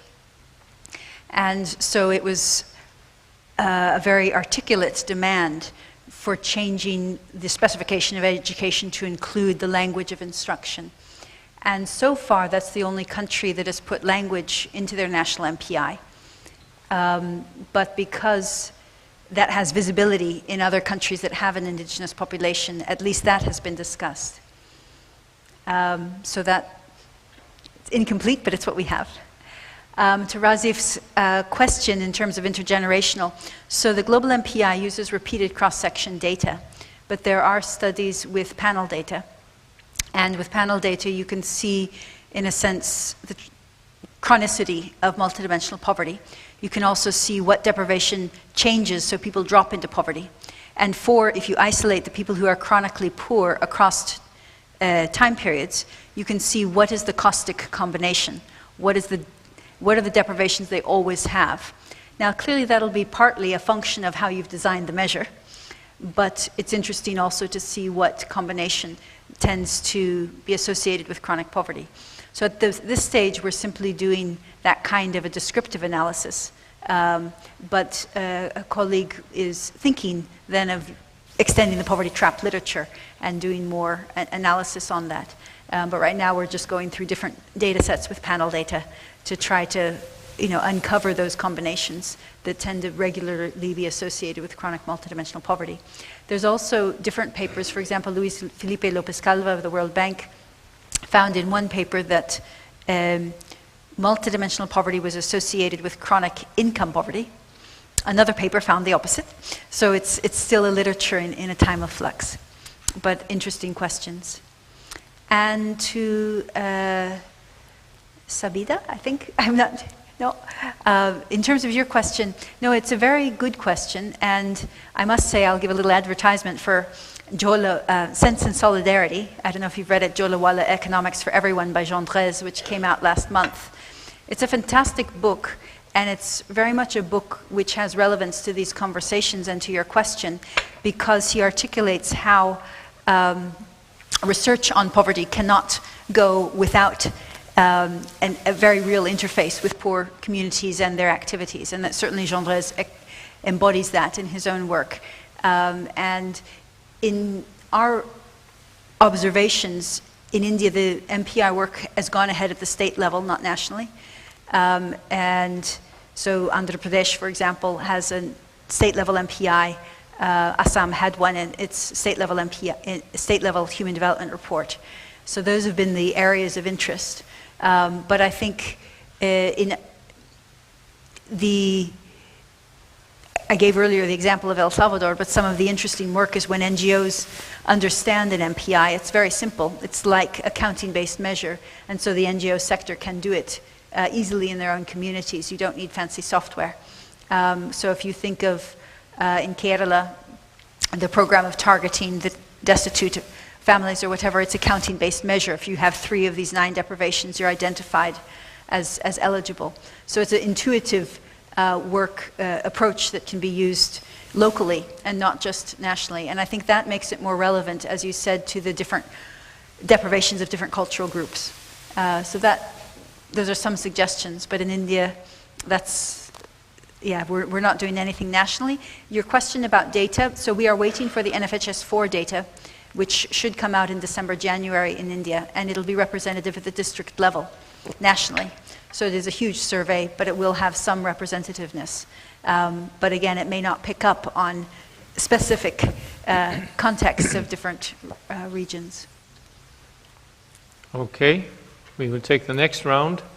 So we will up here, almost in the front.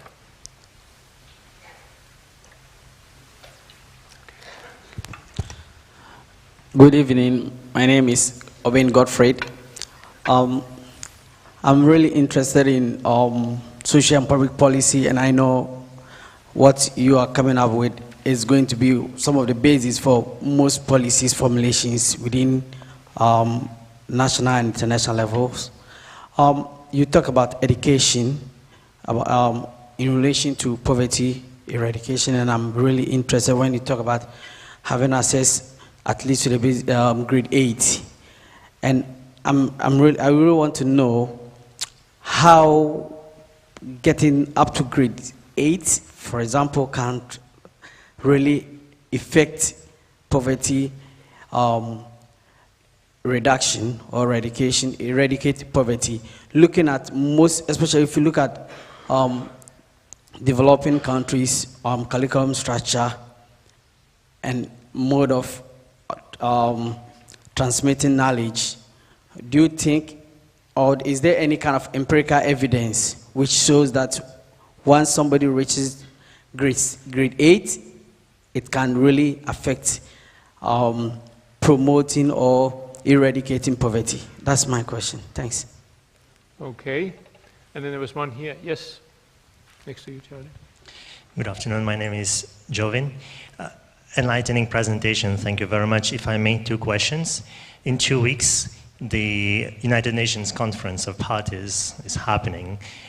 What would be one question you would like these decision makers to have in mind in order to move the conversation forward? That's one. The conference of what? The COP23 is happening in Germany. Yeah. And second question is, as you churn all this data with MPIs and so on, I'm curious to know whether you see companies, startups, SMEs trying to plug into these data using big data technologies, etc., in order to move things forward in terms of applications, in terms of making use of these great sets of information that you produce. Thank you. Okay. Okay. Here in the front.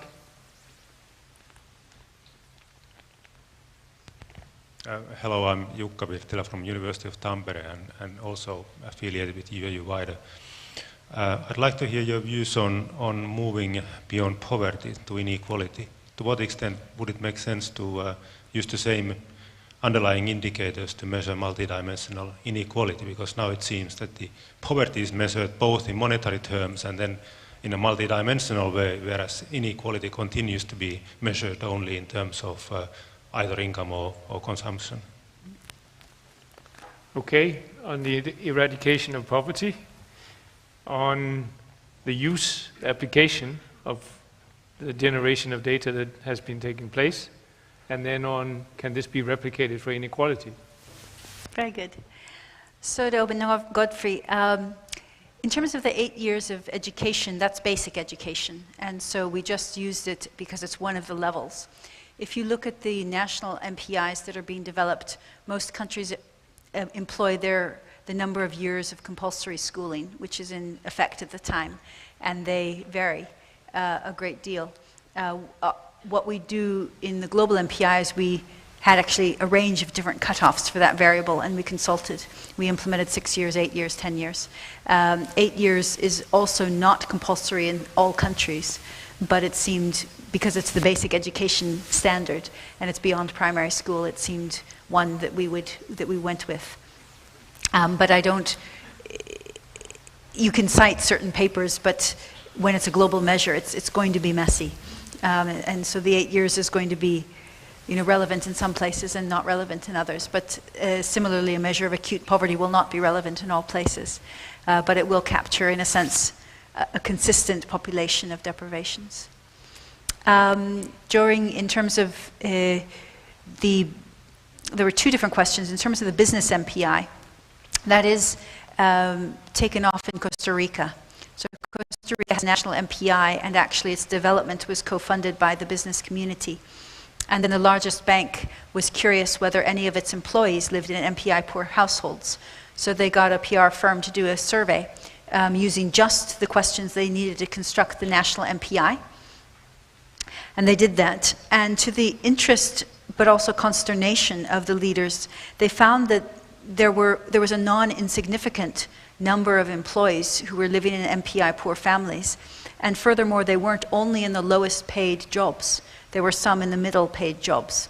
And these tended to be because of high dependency ratios, disability at home, high unemployment among youth. And so they looked at again, the composition, the profiles of deprivations, and implemented some vocational training programs in order to recruit some of the unemployed people and give them the proper skills, and some other programs. That's then taken off, and now I think 80 institutions, 80 in Costa Rica, are trying to replicate it. So that's a point to watch, and some of them are international firms, so it may move outside Costa Rica soon.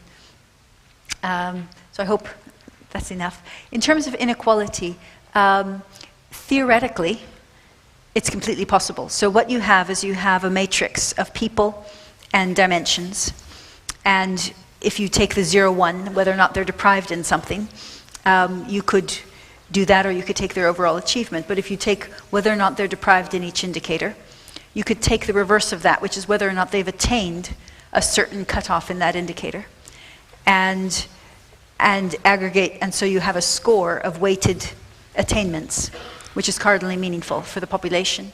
And then you can take that vector and you can make any inequality measure you want, Tile 1, 2, Atkinson, Gini, whatever, 90-to-10 ratio.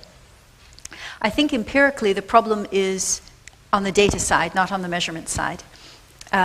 So, for example, I mentioned that if you take a union measure of the global MPI, then 75% of the world are poor. And that is largely driven by cooking fuel. So many people cook with wood, but they may have good chimneys. So it's actually not a health risk, but the survey doesn't have the right question. So it's what I would call a spurious deprivation. It looks like a deprivation, but it's probably not for them. In the case of the global MPI, we censor it, we clean it. If the people are not deprived in 1/3 of deprivations, 60% of people in Bosnia cook with wood, but they're not all poor. Then we censor it from the data set. So what you would need to do for an inequality measure is limit it to those variables where the deprivations are accurate, in a sense. Each attainment or each deprivation is accurate, and you don't have the data errors of some indicators. So some of the global MPI indicators are very rarely censored. They're quite accurate, and some, particularly cooking fuel, is quite inaccurate. So that would be the difficulty. James and I are doing a paper now, both looking at inequality among the poor, and then also looking at this attainment matrix and Atkinson-Bourguignon inequality measures, and what you can do multidimensionally with very similar techniques as a counting-based poverty measure. Okay. Further questions? Okay. Yes, here.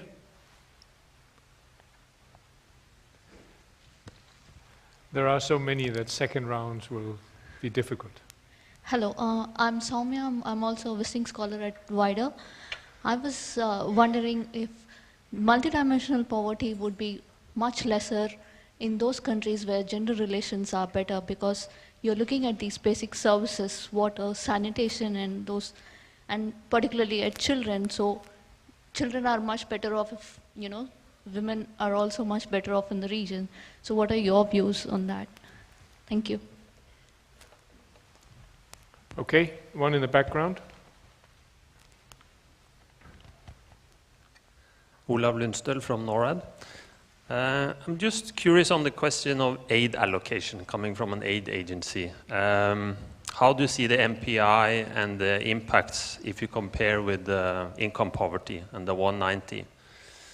If you try to think about allocation by countries or by sectors or by themes, that's one. And the second one is the use of MPI in terms of guidance of policy reform. You talked a little bit about it, but this obviously is it's a complex question, but I would be interested if you have any examples or if there is dialogue with the governments, and if you see anything in terms of expenditure patterns and thinking of expenditure patterns. Thank you. Okay, thanks.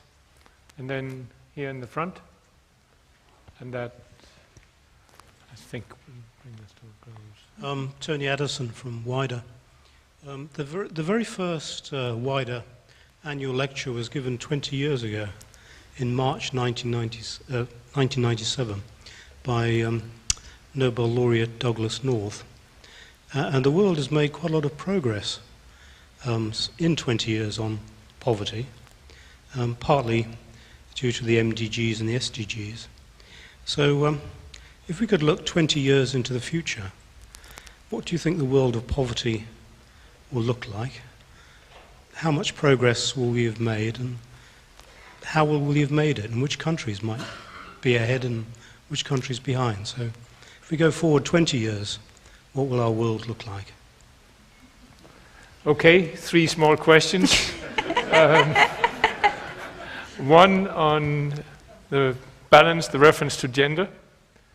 The whole question of aid allocation and policy reform and how the index might help inform that.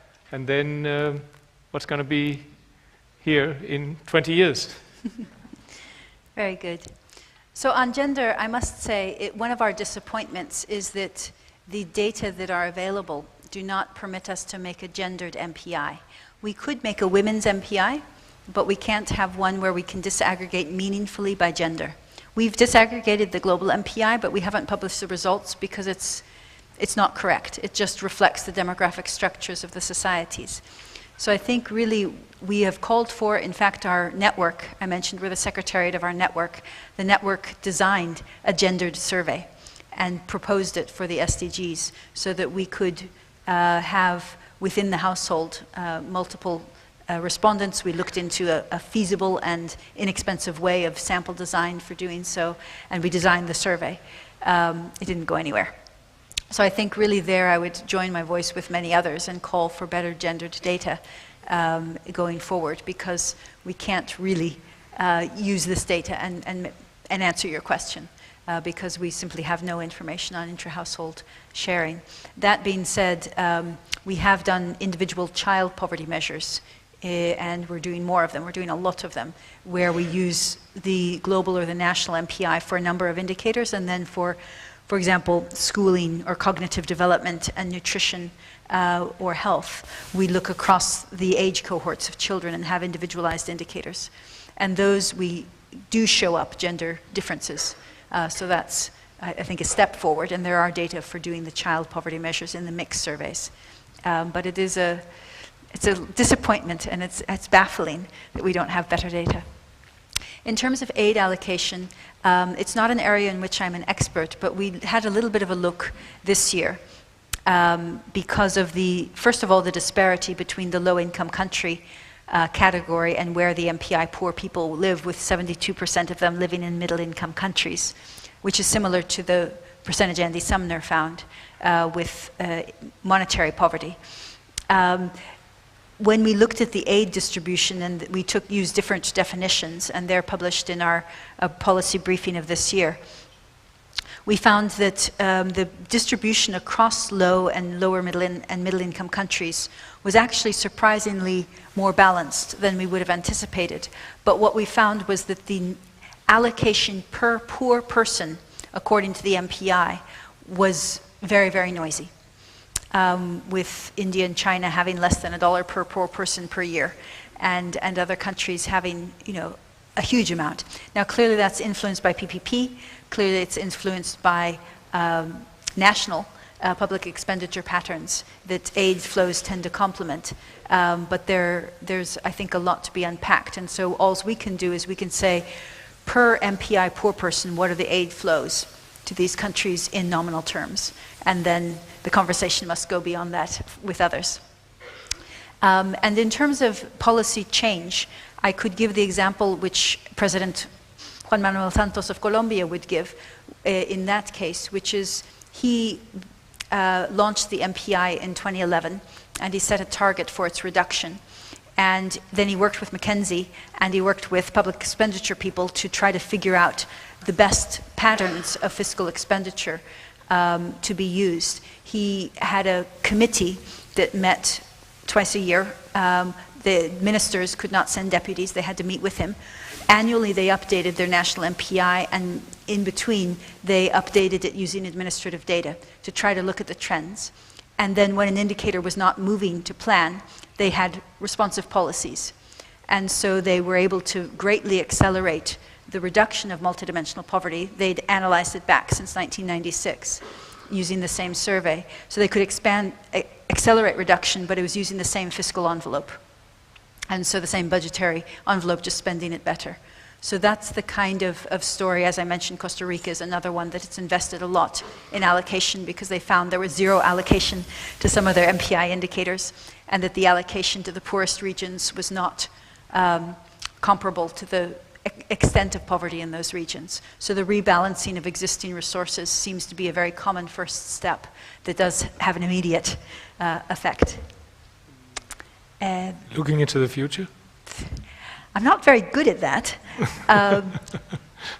Clearly, my hope would be that the acute poverty could be eradicated, but one doesn't know going ahead. And so I'm not sure how sensibly I can add that, address that. I think that what's clear is that as countries come to very low levels of multidimensional poverty, like Mexico, then they redefine their ambitions, and they use a similar structure, but now Mexico is 1.2% according to the global MPI of poverty, but 43% according to their national MPI, because their aspirations and frames of reference have changed. And so in terms of poverty and development, hopefully there would be a re-articulation of the appropriate sets of goals. Clearly, if climate change permitting and all of that, we are able to reduce the kinds of acute poverty that we now face. And I think also that the psychological domains and that the other domains of well-being may come in more strongly as we are able both to measure them and to think about sensible and pluralistic policy responses to them. There seems to be an appetite. So in a number of countries, not just Bhutan, we are seeing not only the poverty measure, but now them wanting to do a linked well-being measure. That includes the dimensions of poverty, but then goes beyond it to some of these soft things as an experimental measure, not yet to have the kind of seriousness of a poverty measure, but to try to keep these within the field of vision.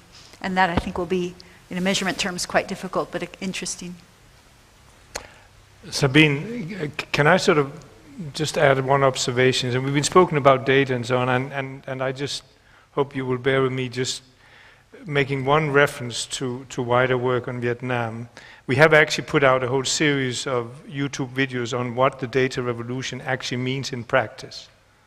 So I mean, those who sort of want to try to get a sense of what some of these things actually mean in concrete practice out there, and what you can do once you start over a period of 10, 15 years, having built up a panel data set.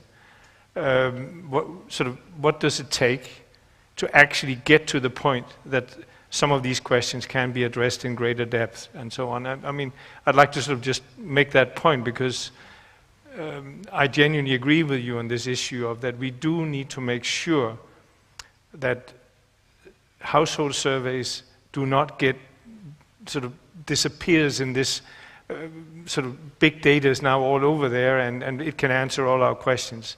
Big data cannot answer all our questions. We do need to get down to the household and individual level and collect that data in order to really come to grips with it. And so I'd sort of like to make that point.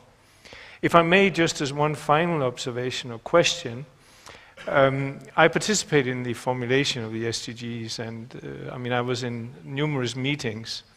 And of course, as the number of indicators and measures and so on grew bigger and bigger, being, after all, trained as an economist, I started getting a bit worried because I was sort of thinking, okay, how do we operationalize all this? I mean, I certainly agreed with the political intentions behind it and so on, but I did get a bit worried about it. And then every time I would sort of ask about, do we actually need this measure or this indicator and so on, I was constantly confronted with the following statement. Rights are indivisible. You cannot sort of start trading one dimension off against another one. You have to have them both. And I'm kind of pondering what you think about that. I hope my question is clear, because it's something where I believe that at least the economics profession, but also other professions, have a big issue that we are not always kind of managing to get to click among us. So I was wondering whether you had some reflections on that. Well, I think two or three things. One is that not all SDGs might be framed as rights. So that's why, yes, there is the language of integrated and indivisible there, because they're interlinked, but perhaps there's also a language of prioritization. And then if you think of the incremental realization of social and cultural rights, there's also a recognition that with limited resources, it's essential. You know, it's impossible to advance on all of the fronts together, and so prioritization and setting medium-term goals is essential because it is impossible to do otherwise.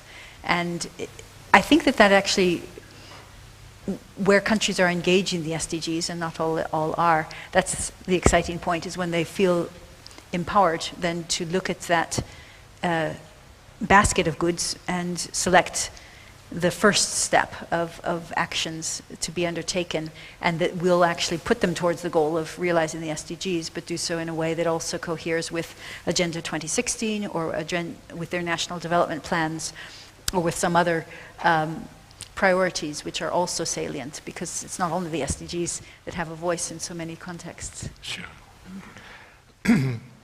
Time has run out. I hope that, first of all, you will join me in saying thank you very much to Professor Alkira.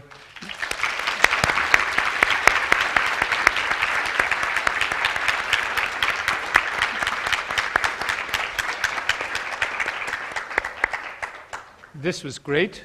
As an afterthought, there is a reception, there is a glass of wine, and there's a bit of food also outside.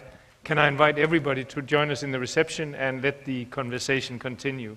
And thank you very much.